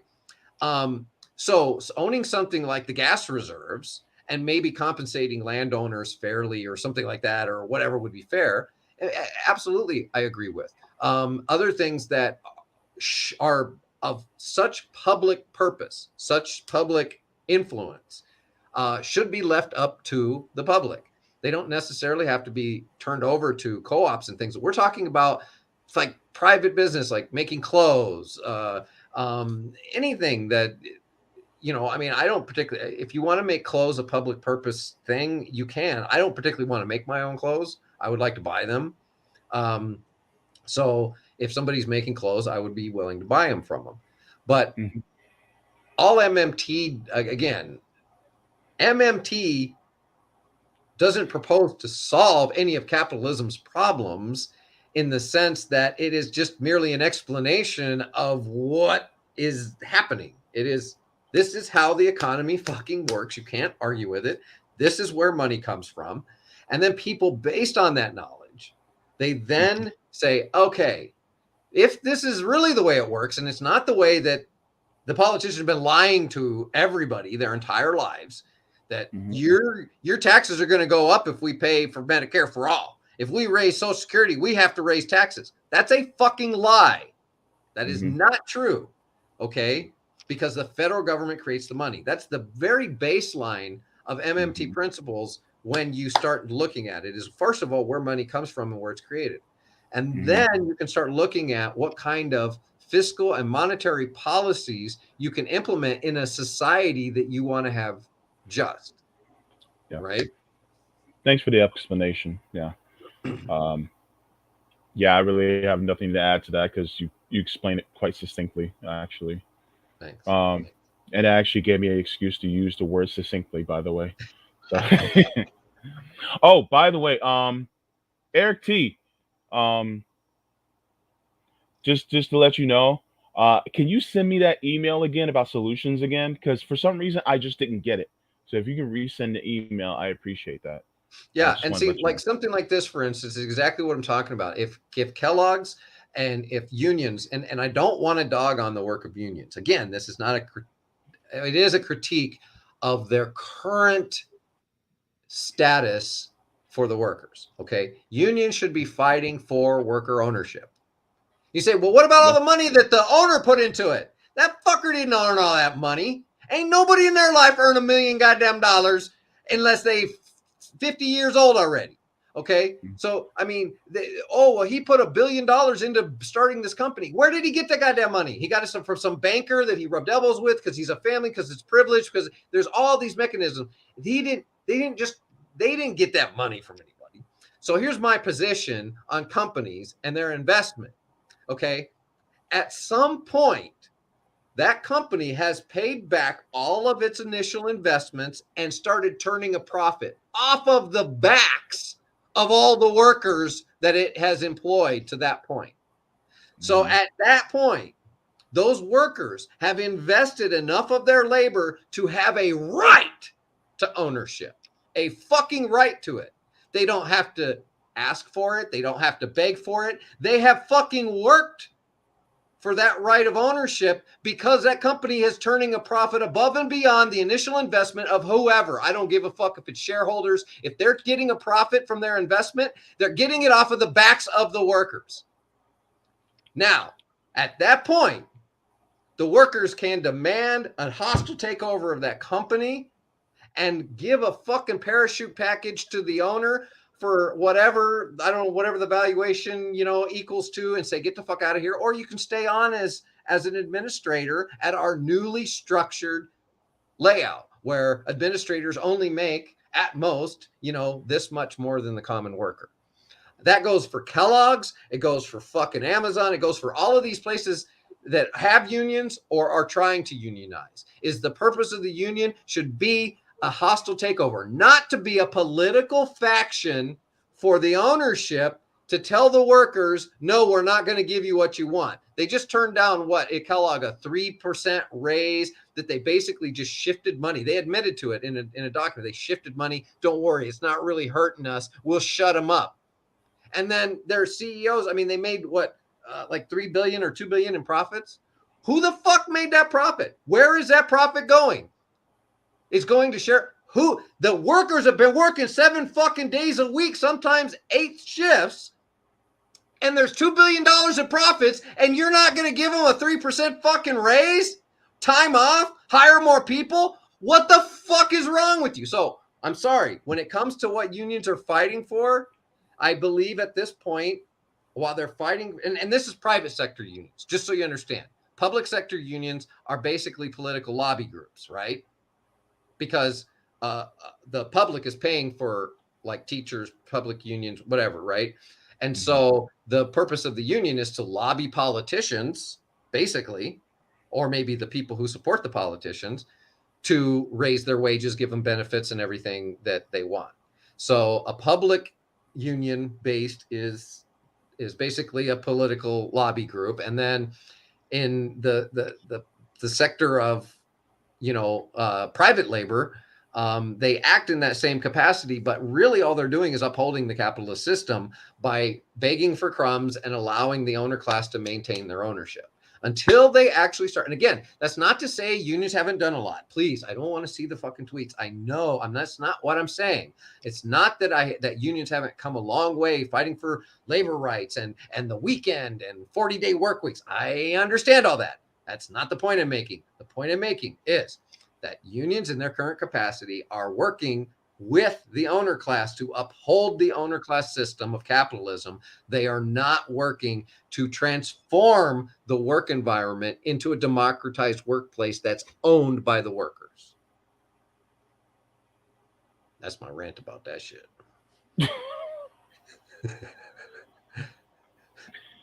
You deserve a bong hit after that one. Savvy said you're on fire. Thank you. I'm sorry. That's where I get with that stuff when it comes to labor rights. And again, that's why I kind of slipped out of politics. I mean, like we have to be involved in politics, right? I mean, just me personally, I'm not going to run and all that other stuff. And I don't believe that politicians are our answer. I just had a conversation about this yesterday on Twitter about having to change the culture in order to change the politics, right? People think that if we get a politician in, the culture is going to change. If we get Bernie elected, the culture is going to. No. The politics reflects the culture. Okay. So we have to change our culture like we're trying to do. That's what you do on your streams, Sabby and the Revolutionary Black Network, KRTD Media that I'm helping now. That's what they're trying to do, is to dismantle the propaganda, educate people, plant those seeds, and show people that there's a better way. Start building the alternatives, because I know you guys are doing a co-op model over there. Proud of that. And starting to build a different society for a newer generation that's been, kind of shit on. I mean, my generation, I feel like we were that third that stood by, but then for a lot of it, we were also, I mean, the baby boomers did a fucking number on us, man, on the Gen Xers. They really convinced us that they had everything under control and that they had our best interest at heart. I mean, I'm not just speaking in general, right? And I never really bought into it. Like as far back as high school, when I was telling people if I ever ran for president, I'd have to serve behind bulletproof glass because I wouldn't play hardball. 17 years old. I'm telling people this when George H.W. Bush was president. And I couldn't believe where Reagan had brought us to that point. I remember Reagan getting elected. And I remember my grandmother liking Carter. These weren't political people, my family, but they were mainstream political, and liking Ronald Reagan because he was an actor, right? And fuck, can we stop with this celebrity shit? I mean, it's literally 1980. Before that, he was governor of California. He was a fucking conservative, but he was an actor. That's all he was. He rode shotgun or he played shotgun to a fucking chimp. But I think it's Bedtime for Bonzo. I never used to watch it, but he was an actor. And so he's famous because he's got name recognition. Now he's going to run for office. He's qualified to fucking lead. our state, the biggest state in the union. And then he's qualified to lead the country and really started this drive down economically. But then the liberals, the third way Democrats, the Clintons, the Clintonites answered that with, well, fuck it, you're not going to get all the business money. We're going to get in there and get some too. Because that's what happened. They weren't going to let the Republicans be the sole representation of big business. Mm-hmm. And that's what was happening under Reagan. So Clinton came in after his years in Arkansas and proved that he could be just as conservative as Reagan, but just do it a little cooler because he smoked a little pot but didn't inhale. And he one of my friends just the other day said that day he got up there, it was Yona, the day he got up there and played that saxophone was it. On Arsenio Hall. Right, on Arsenio. And in fact, I remember because I was up that night and I actually saw the Arsenio Hall show. And that was like what sealed it for him, right? Because that made him one of the people. And then it really concealed his fate with the black vote, right? Because he and for look, you remember for years after they said the first black president was Bill Clinton.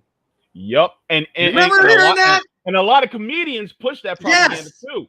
Comedians, you be watching BET Comic View, they'd be like, oh yeah, we know he was the first black president. And then they'll talk about even about the Monica Lewinsky thing. They'd be like, nah, he was just cool. He was just like the black president, which was complete and utter bullshit that was pushed our way. I know.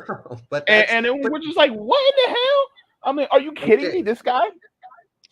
And so, but see, that is the really the kind of mental stigma of propaganda. And like I said, I was always this guy who like when I watched movies and TVs, I looked at it from the director's perspective or from behind the camera and like, oh, wow, man, they put that story together. Even if it was a really great story, like, wow, look how they put that story together, right? Like I deconstructed the movie. So like I didn't always fall for the shows. And I even understood the deeper meaning in some of the other shows that were trying to send a message. And that weren't, right? Like Different Strokes and Good Times and a lot of the ones that tried to be cutting edge to deal with certain pockets of society, but still were leaving out the greater picture and were propagandizing even that message, right? Yeah. And so how do we deal with that? I mean, you go ahead. You were going to say something. Well, I'm way over time. Yeah, I was going to say, I thought we were over time, so you probably got to get going. There's some things that I actually wanted to bring up that I didn't get to because the conversation was that good. But one of the things I do want to encourage everybody, and I'm going to share it in the chat so that you guys are aware of it. But I want you guys to watch this documentary that actually aired not too long ago. This is called Cuba and the COVID-19 Public Health Science and Solidarity. This came out last month. This is a wonderful documentary showing how Cuba actually tackled the pandemic. And I do encourage everybody to watch it because it basically shows you how well they did despite being under a U.S. embargo, and the way that they approached treatment as well as how they operated their government during this pandemic. So I do encourage everybody to do that. Johnny,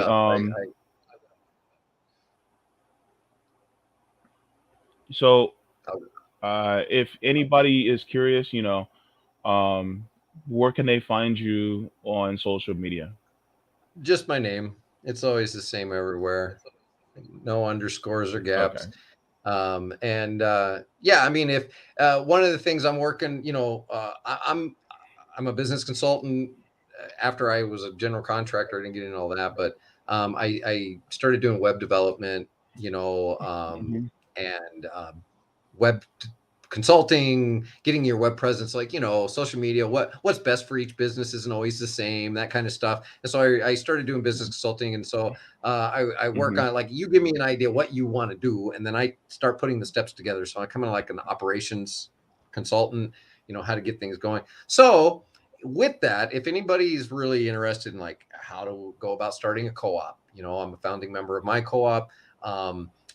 What to do to get involved with, you know, certain ones that are around in your area, maybe, whatever. Again, starting to build these alternatives to give the greater population something to turn to as capitalism collapses is going to be very important. So if you have those capabilities, resources, or interest in wanting to do something like that, just hit me up on social media and we'll talk about it. Mm-hmm. All right. Perfect.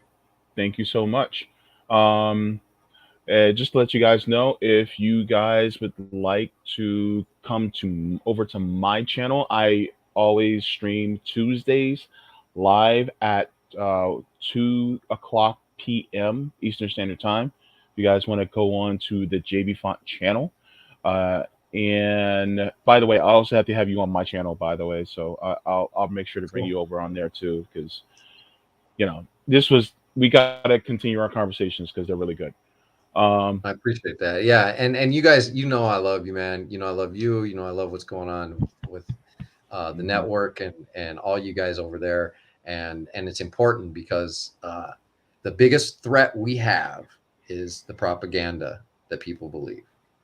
That's yeah. it. If you can't just get through to people on facts and they just want to believe whatever they want to believe, and you know, but it's being pumped too. I mean, it's not all their fault, you know. It's tough for people when they're getting thrown all this fucking rotten information, and it makes it difficult for people who are trying to be sincere and educate people on what kind of society we could have moving forward, you know. Yeah, definitely. And so yeah, I enjoyed the points that you made, especially earlier um about unions. I think we need to have a serious discussion about that, especially on the left. So I actually want to talk more about that in the near future. Um, Cool. but yeah, so everybody, please make sure to follow Johnny on Twitter. He is awesome to talk to. And but just say hi, you know. Yeah, say hi. I mean, Yeah, I only lash out at fuckers who start attacking me and shit. And I'm like, fuck you. yeah, yeah. He may give you cookies. You never know. Maybe even weed cookies. I'm just saying. I don't know. Whatever. Oh, by the way, we have Other people. 69 people watching. Nice. All right, Nice, everybody. nice. Peace, love, and chicken grease. I'll see y'all in the next one. Woohoo! Yay, yay.